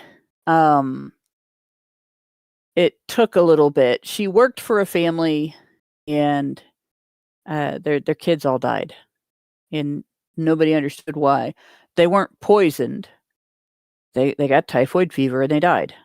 And then she moved on to another house and worked for that family, and those kids got typhoid fever and they died. Pretty soon they traced it back to her. They figured out that she was the one that was infected. And so the health department came to her and said, you need to very carefully, you can still work as a cook. You just have to very carefully wash your hands and keep them washed. Like if you go to the bathroom, you got to wash your hands. You got to scrub them really good. She chased him out of her kitchen with a meat fork. She was very offended and pissed off. Didn't like being blamed for these deaths, and took the accusation as an attack on her. So, she continued and infected another family, and the state came after her and basically said, all right, that's it. You cannot work as a cook anymore. You are no longer allowed to work as a cook because you will not wash your hands and you are killing people. So after being forbade to work as a cook, she went into working in laundry. Wasn't lucrative enough for her. So she sort of went behind the back of the state and tried again working as a cook. And because she refused to stop doing the job that she wanted, but she also would not do the very simple task that would have protected the people that she was cooking for, she got put into an institution. The news media wrote articles about her. She was essentially incarcerated in an asylum or not an asylum, but I can't think of what they used to have these like retreats that you would go to that were health retreats. She was incarcerated there, though. She wasn't allowed to leave. and they kept her incarcerated for years. And she got the nickname Typhoid Mary because she was spreading typhoid, just not to hundreds of people, to individual families, and she was killing children. And it was a combination of ignorance and entitlement. Like, if you're told to do something for the safety of the people that you're providing some degree of care for, whether it's cooking, cleaning, med passing, whatever, you do it. You don't get mad, right? I have I'm med pass certified, so I can, if I'm providing care for one of my sanitarium, that's right, Richard Pierre. If I'm or sanatoriums, which was, I think, what Murder of Crow said. But like, if I am giving meds to somebody, if I take care of somebody and they have a regular prescription to take, I have a set of steps that I have to take.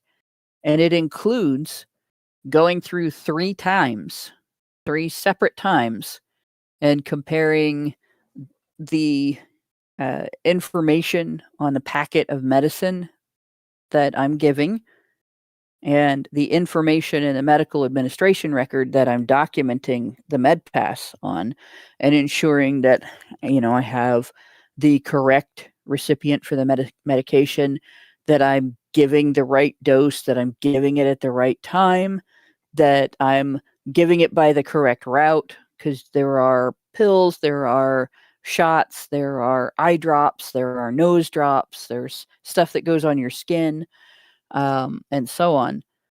And in the right method. Sometimes people can't swallow pills, and pills have to be crushed, or they have to be given a liquid, form, and things like that. Some people can only swallow pills if they're in pudding. Some people can only swallow the crushed version if they're in pudding or applesauce or some particular thing. So various things, details about this, they have to be very carefully followed.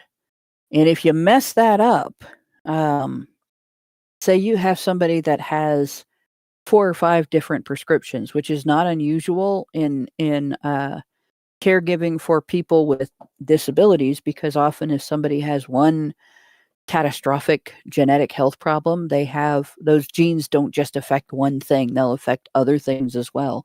And so maybe they have a catastrophic heart problem, but they also have, as a result, a need to take something like, I don't know, blood thinners, or maybe they have chronic pain and they're on a pain medicine, or maybe they have a mental health condition and they're on a controlled substance for that. Some of those substances, if you make a mistake and you don't notice that one of the 7 o'clocks is AM and one is PM, and you double dose somebody, you can kill them with the wrong med, depending on what you're giving them.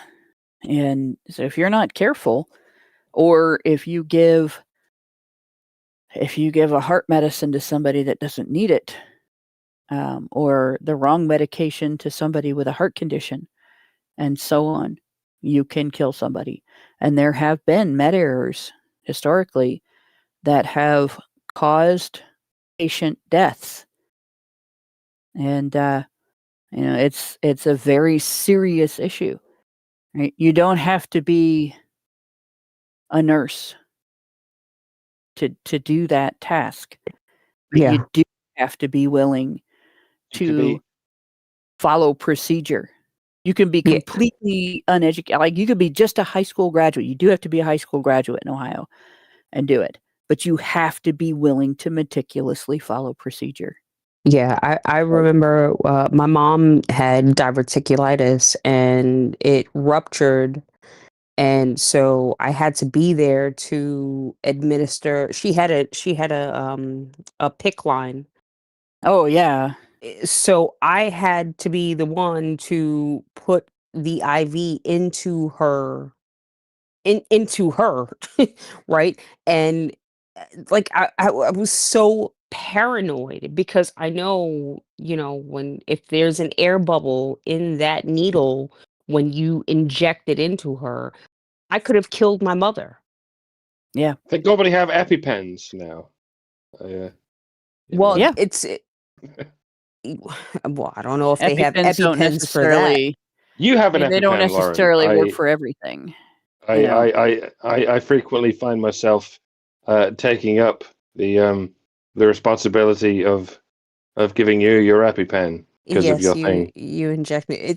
I don't think it's technically an EpiPen, but It's a similar thing, isn't it? You just push it yeah, and it does the thing, so you don't have to worry about the air bubbles, Yeah. right? yeah. Well, and there's other medications, like a really common one, really super common one that can kill you if you use it wrong, is insulin. hmm Insulin can cause a sugar crash if you overdose. Yeah. You know, and then there's the other thing, right?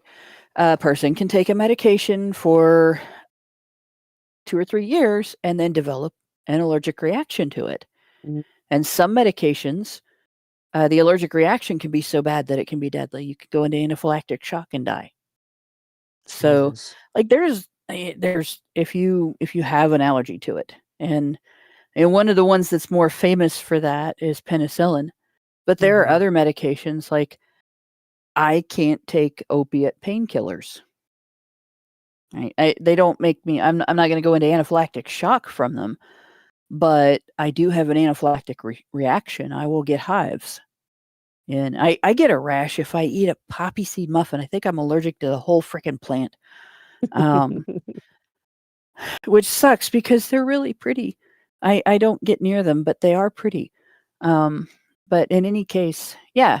So it's one of those things you have to be super careful, right? Yeah. And you don't have to be a high class of education, recipient to have the obligation to be that careful. There Yeah. are a lot of jobs like that. That's just one thing, right? That's one that's kind of common among women. Men have a shitload of jobs like that. That you come out of high school and you get some training, maybe on the job, or you go to a trade school instead of a college if it's a more complicated thing like welding or carpentry. But a lot of low end jobs that are just dirty or dangerous and stuff like that can be extremely deadly when like it's you don't get a chance, you don't get a second chance. There's if you look at funny signs online, there's one that pops up. um this machine, don't touch this machine, it will kill you and it will hurt the whole time. Mm. Like it's not, that's paraphrasing, but basically, don't touch this, it'll kill you and it'll hurt the entire time you're dying. And it's in an area where maybe it's a machine that'll shock you or burn you or something along those lines. But a lot of jobs that men do have stuff like that. Um, that if you're not careful and you don't follow procedure exactly as you are told, you can lose a limb, you can get killed, you can get. My uncle Giles had his arm caught in a rubber press when he worked at a rubber processing plant, and it took it all the way up to the elbow, crushed it to about half an inch thick, That's and he actually had to threaten to kill the guy that he was working with to get him to break out of his stupor of shock of seeing it happen yeah. and turn off the machine. And then they had to roll it back out. Mm. And he lost the use of that arm. And it's safety procedures were put into place afterward to prevent that kind of accident. But if somebody doesn't follow those procedures, that accident could happen to somebody else. Again, I worked at a factory that made cookies and potato chips and stuff like that. Everything was on a conveyor belt, and part of my job was to just make sure that the items were the way they were supposed to be before they went into the packaging. And that involved watching a shitload of them at once going past me on a conveyor belt and being quick at grabbing the ones that were wrong and removing them and trashing them, basically. There was another lady that was doing the job, and during the time that I worked there, I kept my I had an engagement ring, and I kept it in my wallet. I didn't have any jewelry on at all when I was at work, and I wore my clothes tight when I was at work because you don't want to get something caught on a conveyor belt. It's really not a good thing. And they had told us no rings, no dangly necklaces, no dangly bracelets, like, so my hair was always up in a bun, right? I made sure nothing could get caught in the conveyor belt.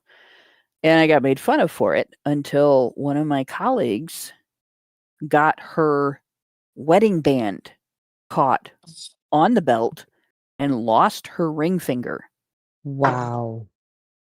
Like, it came off.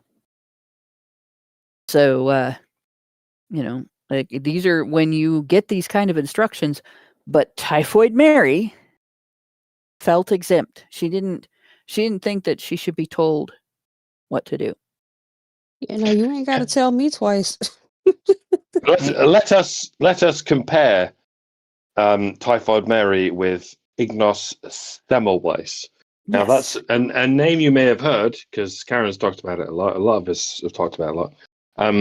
Typhoid Mary was a woman who did not understand germ theory or why you should wash your hands. Ignos Semmelweis was a Hungarian surgeon who populated the idea that surgeons should wash their hands. They didn't know about germ theory at the time, but Ignos Semmelweis started the idea that, when surgeons don't wash their hands, it seems to increase all of these infections. And he was like, what if, right? Surgeons wash their hands as vigorously as they could with every chemical agent available to us at the time. He was like, maybe we wouldn't kill so many people in these hospitals. Maybe hospitals wouldn't be places of death, but places of the preservation of life if surgeons wash their hands. And he died penniless, and his funeral was unattended by anyone because he was ridiculed for his entire lifetime. Like nobody cared. Everyone thought he was a kook who was talking shit. But it wasn't until many, many years after his death that people thought, oh shit, Ignos Semmelweis was onto something. And ever since then, everyone's been like, oh yeah, he was right. He was entirely right about all this shit. Yeah. And and for all the concessions that we gave Typhoid Mary about it totally wasn't her fault. And to some degree, I guess it wasn't because not only did they not know anything about germ theory, but they didn't know anything about what Ignos Semmelweis taught us. But but she was given all of these concessions, and Ignos Semmelweis was given none of these concessions. He was just pushed back at every possible opportunity, including and up to and after his death. And that's what I mean about how many concessions women are given, even though they're just nurses, and how many concessions men are denied even though they are top surgeons. And because I studied history in GCSE, and that was from age 14 to 16. There were several modules in that course, and one of them was the history of medicine. They taught us all sorts of things about Hippocrates and the theory of the four humours, up to they taught us about Joseph Lister, the inventor of antiseptics, and Edward Jenner, the inventor of vaccines. That's a story for another day. But they never taught us about Ignos Semmelweis, And I can only assume that's because his because people still to this day are kind of like they're trying not to accept that he was so right to this day. Maybe it was because he was Hungarian. Maybe it was because he was male, but probably not. But it wasn't until fucking 15 years later when I had to listen to my own peers in this in this esoteric part of the internet before I discovered what Ignos Semmelweis taught us. Mm. And Yeah. that it kind of goes to show you, Joseph Lister and Edward Jenner were paraded as heroes of medical breakthroughs, whereas to this day, Ignos Semmelweis is sort of still pushed into the background because so many scientists at the time were like, "No, he was wrong. He was completely wrong. He can't do this." And to this day, they still can't get over how fucking wrong they are. Which sort of goes to show you that, scientists are just as parochial and egocentric as religious people. Like, they can't admit that they were wrong. For centuries, they can't fucking admit they were wrong because they are married to whatever cultural ideas they had at the time, which included that, female nurses can do whatever the fuck they like, but male surgeons, no. Yeah. If there's any pushback against them, then we should keep pushing back against this. Even Edward Jenner, who, to be fair, did have a lot of right ideas about vaccines. I mean, they're called vaccines because they're named after cowpox, and he fixed smallpox with cowpox, and that's why vaccines are called vaccines, because vache is the French word for cow, and that's how all this shit happened. And like Anybody remembers the line "Fessy la vache" from Monty Python and the Holy Grail? Get the cow. Scientists can accept that that people are right as long as there's not too much pushback against it.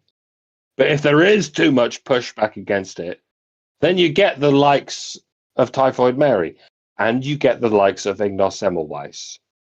Like, we have to give women the benefit of the doubt, but we don't have to give men the benefit of the doubt.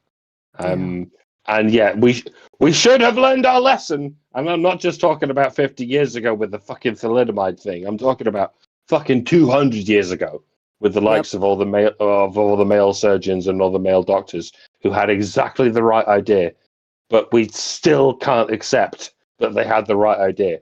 And in light of recent episodes, I have to wonder how many hundreds of years it's going to take before the general public can get on board with the idea that recent events were mistakes.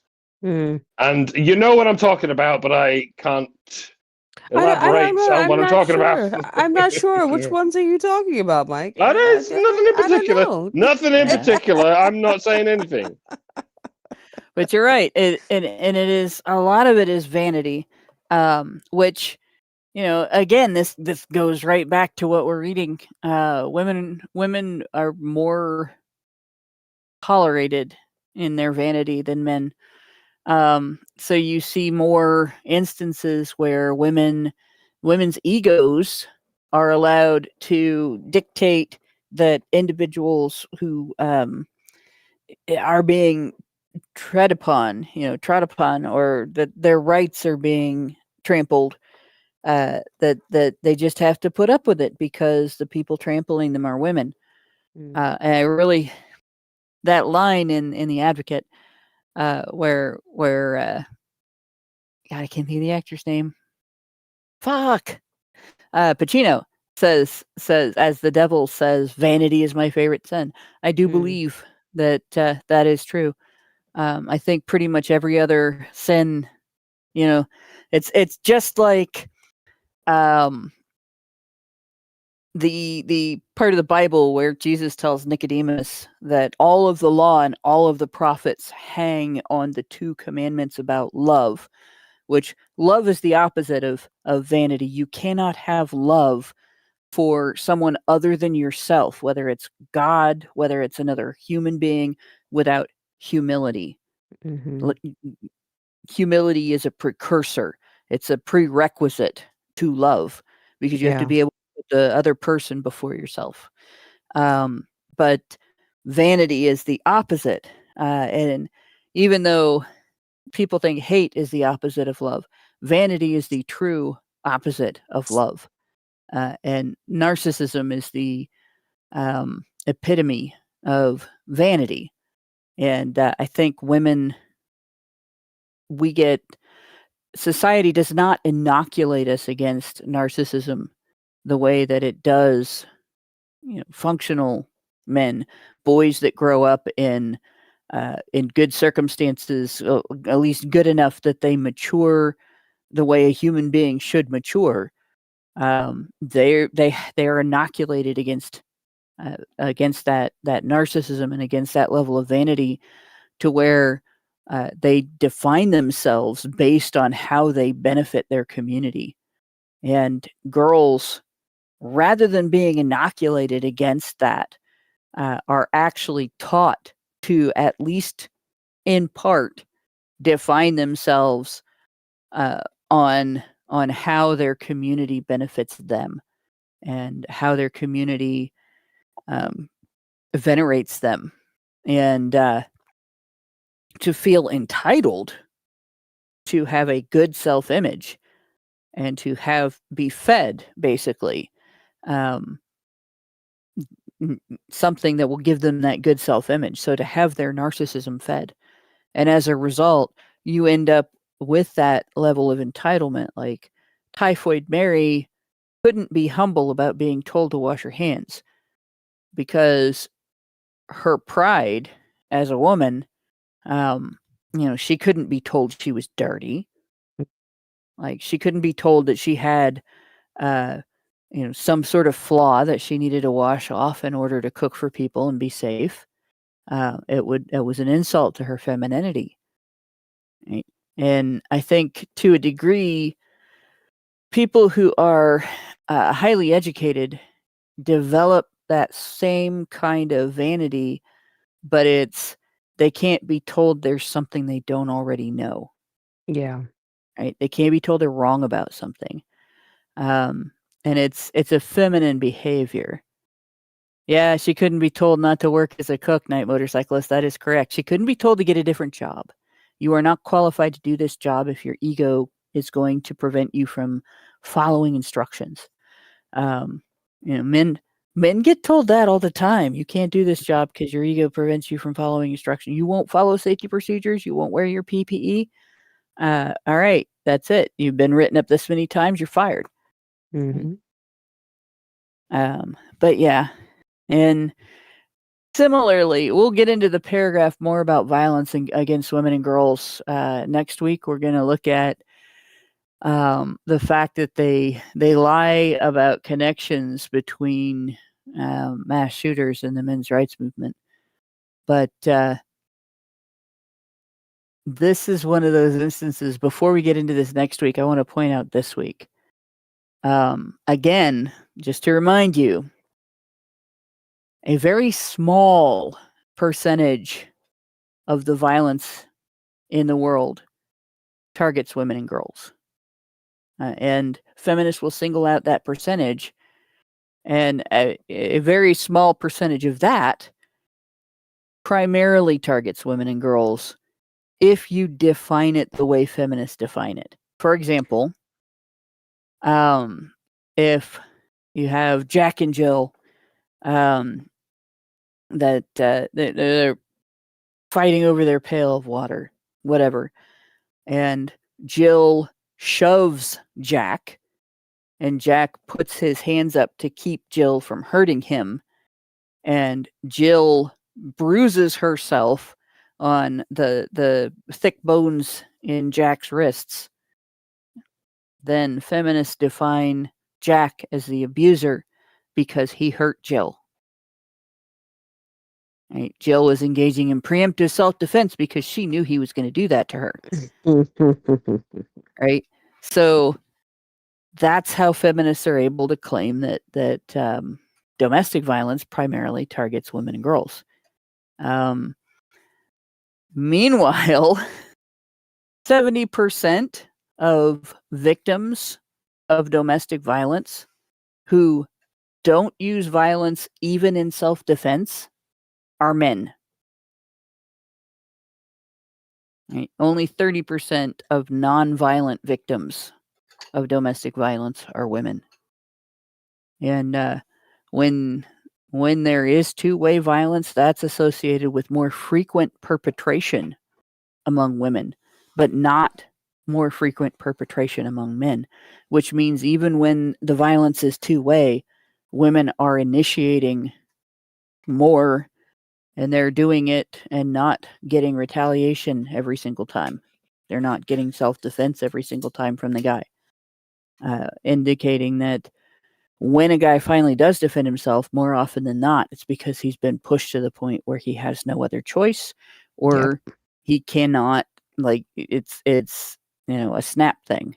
And of course, the other statistic, the one that feminists like to focus on, is that when there is one-way or two-way violence that affects a female, she's more likely to be injured than violence affecting a male in heterosexual relationships.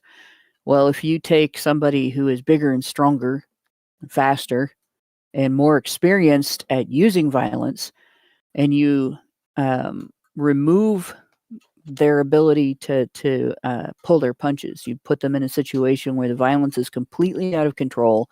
It's happening in the heat of a moment where they snap, where they're trying to defend themselves against somebody trying to stab them or otherwise do them serious harm.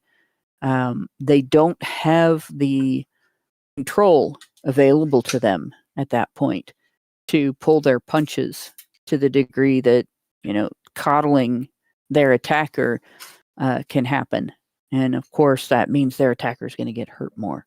Now, that doesn't mean that there are still those, the smallest percentage of domestic violence is the category where the guy perpetrates and the woman doesn't fight back, right? And women get hurt in that circumstance as well. But it is the smallest category. And so feminists will treat that as the main thing. And then the other thing that they'll do is they'll single out how many women who are killed by homicide are killed by their family members. And they'll refer to all of that as partner violence.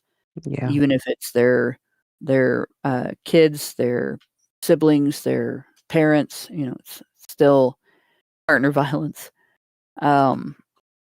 Worldwide, about 44% of homicides in that category affect men. It's male victims.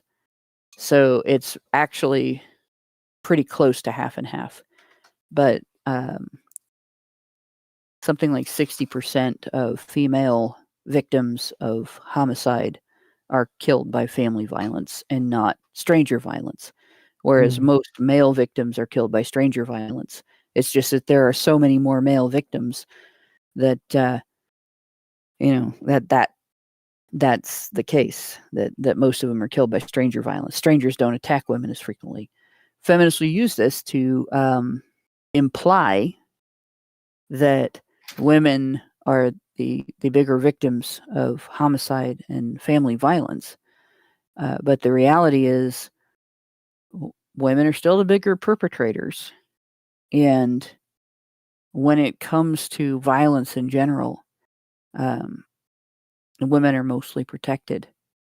And it's only under very limited circumstances where women remain in violent environments with a violent partner or violent family members that they actually end up getting injured or killed. So it's something to think about. But in any case, I'm going to go to our super chats, and then if you guys have anything else to add, speak now or forever hold your peace. Till next week. But I'll wait till I see what the super chats have to say. we have two. We have a super chow from Meredith G, who gave us $5 and said, HBR Talk 378, honey for the badgers. Thanks for the thought-provoking conversation. How dare you? You can't say things like this. We have provoked all the thoughts. Yeah. Thank you, Meredith. Love you. And we have Howl, I think, HAHOAUL. That's O is first. It's hard for me with gray on blue text. Man, that's like, it sticks out from my computer. It looks 3D. That is so I think it's Howl. Yeah. Howl 1406 gave us 5 GBP and said, will you guys ever go back to talking about the suffragettes like before? Yes, we will eventually get back to that. There are several things I want to talk about. It's just that right now, with all of the USAID and budgeting stuff taking place and the controversy over U.S. Relationships with the UN and NATO, I wanted to point out these things, and we've been going over the financial stuff too. So there we go. But we will eventually get back, because I still have more of that timeline to go over, and I still want to publish the timeline. Probably make a video with the timeline as well, because it is a lot of work went into that timeline. I won't call it my masterpiece, but I feel like it has a lot of information all in one place, and I think it would be a good resource for people in the men's rights movement trying to explain about female voting rights and why they were never earned the way that men's were. But yeah, so we will get back to it eventually, and we'll see if people really understand. It's funny. I've actually discussed the issue like outside of the men's rights movement with people, and they do the la la la, I can't hear you. Right? I actually had a bunch of guys on another stream shout me down because I said there are valid reasons for questioning women's right to vote. No, there's not. You can't say that. My God, yes, dude. there fucking is, and don't get so emotional about it. Yeah, I mean, open your mind to the suggestion. Just maybe you might need to, just take a step back and think about it for a second. Think about the arguments that we present. Yeah. Well, and the thing is, if the arguments aren't valid, you should be able to argue against them successfully and knock them down. Correct. But no, that's not. They want to argue. They want to argue and be right. And I'm sorry, but you're just not right on this. There are plenty of valid reasons why women should not vote.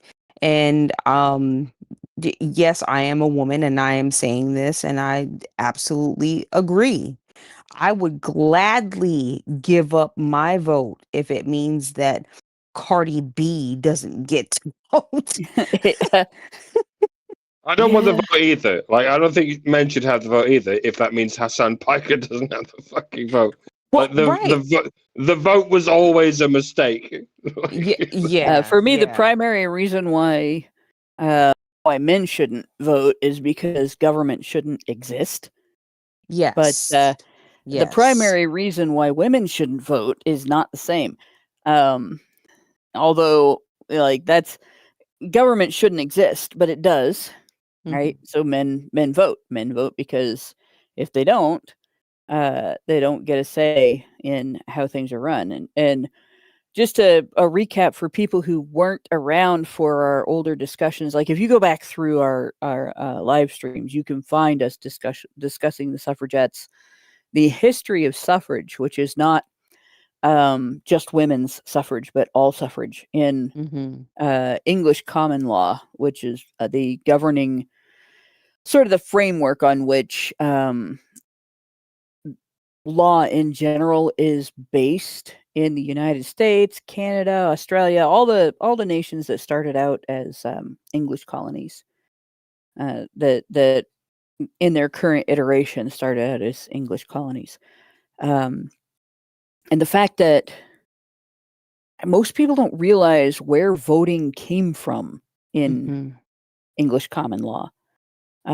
Really, when I realized people didn't understand that, I still get these arguments too from feminists that men didn't always vote. Men didn't always all have the voting rights that they have today. Right. Feminists will tell me that men always had the vote. No, in fact, no, they didn't. Yeah, if you go back to the early days after the collapse of Roman control over Europe, over Western Europe, when you had England being run by a king and barons, and they just sort of continued the landlord system. Voting didn't exist in the way that it does now. What you had was the king being financially supported by the barons. So if he wanted a war, the barons, the land barons, the lords, they would give him money, and they would send men, largely skimmed out of the Fyrd, which was like a combination militia cop system. And that was, an early system of kind of taxation and an early system of conscription, right? And there was no lottery, though. Like you're among the serfs, the lord or the baron would simply say, "I want these people to go." The Magna Carta, basically didn't involve the peasants; it involved the king and barons. Right. It's an important part of our culture, but it doesn't translate into the modern age. Like, we don't need the Magna Carta either. We just need the notion that if people know that they're being invaded, they should be able to conglomerate in defense of that invasion. If only we had that notion today, which alas we don't, because if we come together against the invasion that is happening, we're not allowed to do that, because regardless of the Magna Carta, the government could just tell us, no, we're going to send you to jail if you conglomerate against the invaders.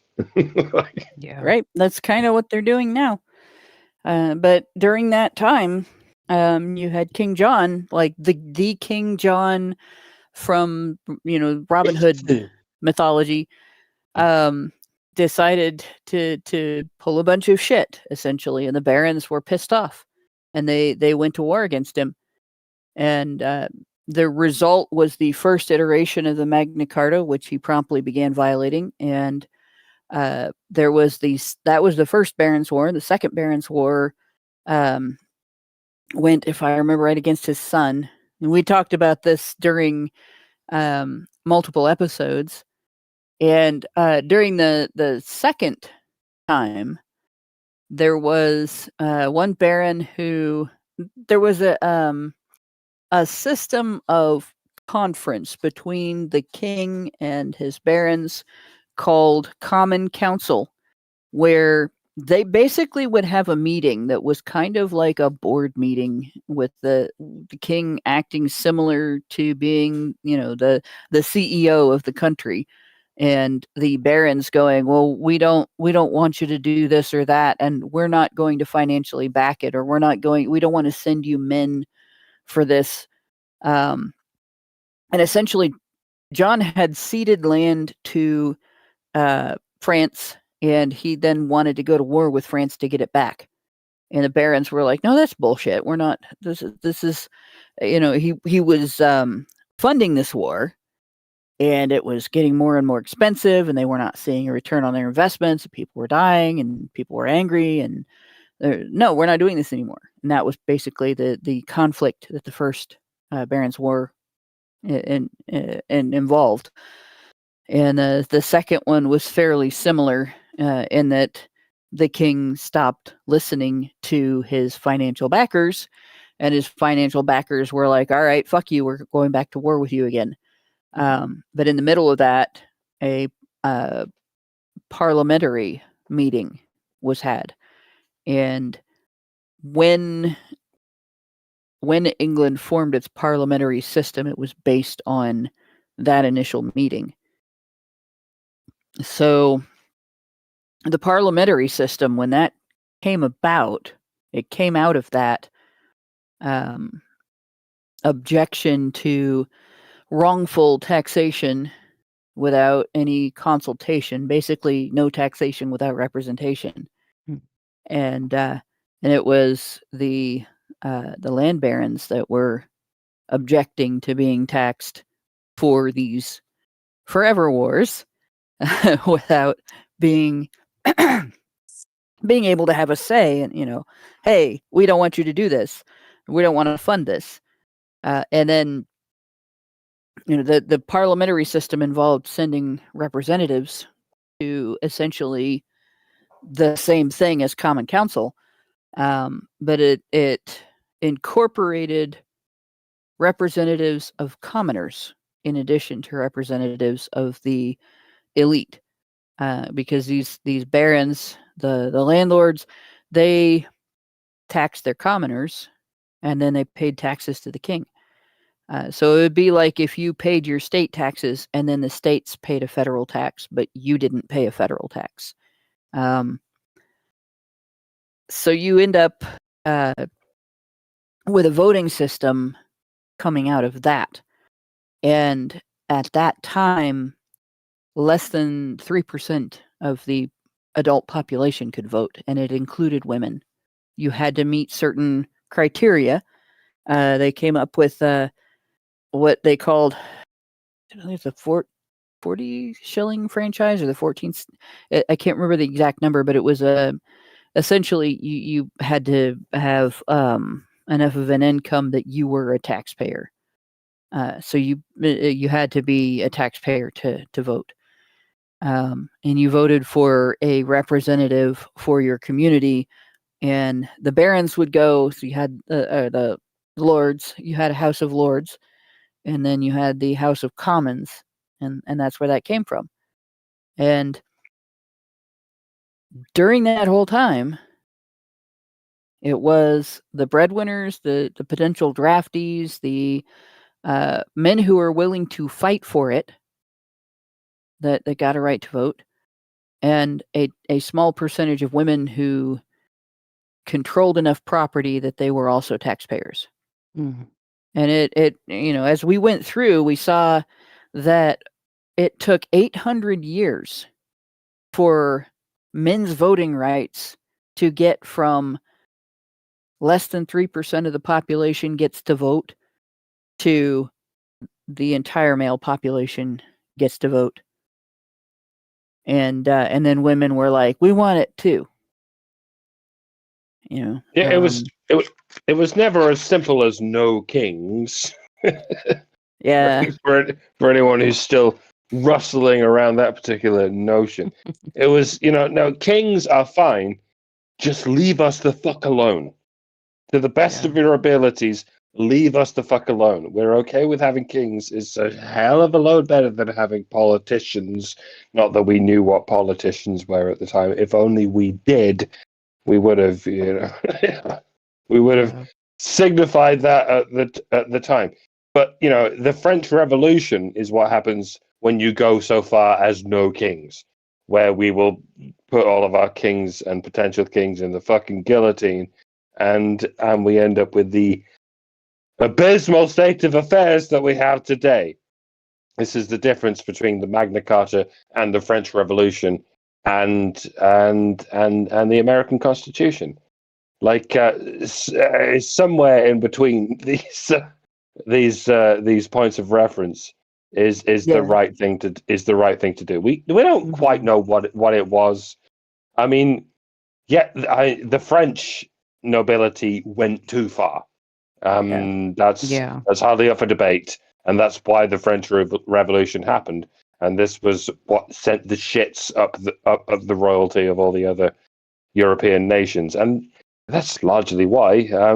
That's largely what inspired the American Revolution. And good on you. You went in the right direction, but replacing kings with politicians has caused all kinds of other problems. And I'm not here to tell you what the right thing was to do. I don't know what the fuck the right thing was to do, but like I said, it's somewhere in between the Magna Carta and the French Revolution and the American Constitution. But you should probably move away from the French Revolution because that was a mistake. The Magna Carta wasn't a mistake, but it wasn't a foolproof document. Nor is the American Constitution a foolproof document. It has been as corrupted as the Magna Carta has been, almost as corrupted as the French Revolution has been. But I look forward to the future where we can figure out the happy medium between these various revolutions. Good luck, everyone. If there is one to be had. Yeah. And that's the difficult choice, right? Is trying to figure out, can we believe the idea that some humans should be in a position of authority over all of the other humans in their nation, that they're so superior that other people should have to do what they say?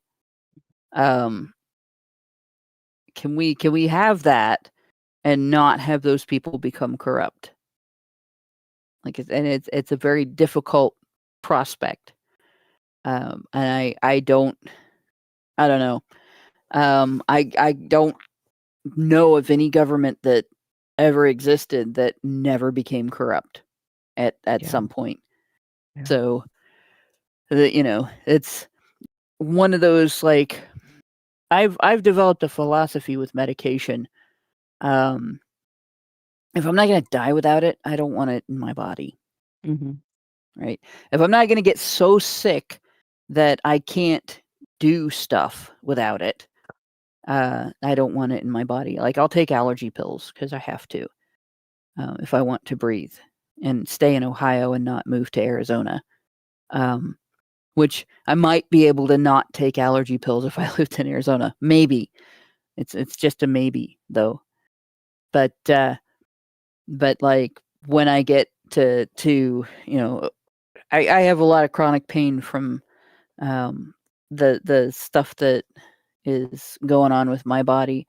I don't take anything for it.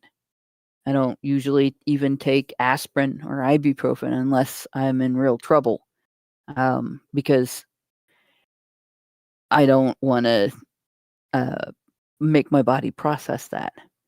So essentially, there has to be a really good solid reason for it. And that way, I'm not damaging my kidneys and my liver by just throwing drugs at it willy-nilly. And my reason for that is because I was a victim of something called polypharmacy, which is they give you too much medication, too many different. Having a lot of medication, different medication that you're taking, is a condition called polypharmacy. But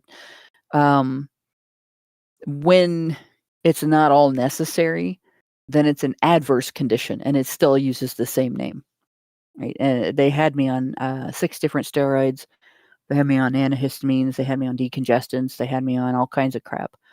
I became like the little lady that swallowed the fly, right? And I think we do that with government, where we start every time a problem comes along, instead of people banding together to figure out what can we do about this, how can we empower individuals to solve this problem, they want government to step in and take over and solve it for them. and it's become the magic pill that people take for every little thing, whether it's needed or not. And it's quite lazy on one end. At one end, it's very much like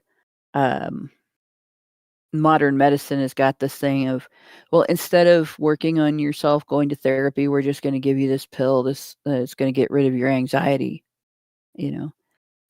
Instead of doing the exercise and dietary changes you need to lose weight, we're going to give you a drug to make the pounds come off, right? And so on. No, we're not going to bring your blood pressure down by getting you to lose the weight. We're going to give you statins, and blah blah blah. Just pile it on, right? Government is the same way. Instead of going through the growing pains of starting out at minimum wage work and getting income increases and rising in the ranks of the company and so on, you're going to get food stamps and welfare, right? Even though you're not disabled, right? Where it's not just for disabled people now. Medicaid's not just for disabled people either, and suddenly we end up with a large percentage of the population relying on government handouts as part of their income. And when we have a government shutdown like we have right now, then those people feel the pain because they've discovered that they've given the government the power to pull the rug out from under them at any moment without warning. And so that's one of the reasons why I'm an ANCAP. If you offload your responsibility for yourself to an entity like the government, you give that entity the power to pull the rug out from underneath you at any time and create a situation that you can't overcome. You give that entity the power to control what you do, where you go, how you think, what you say, right? The more dependent you are, the less you can defend your boundaries. And that's very dangerous. And unfortunately, most women don't realize that.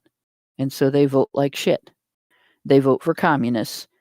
And because communists promise them, every day is going to be a Christmas morning of Gibbs for girls. And they vote for that because they're stupid.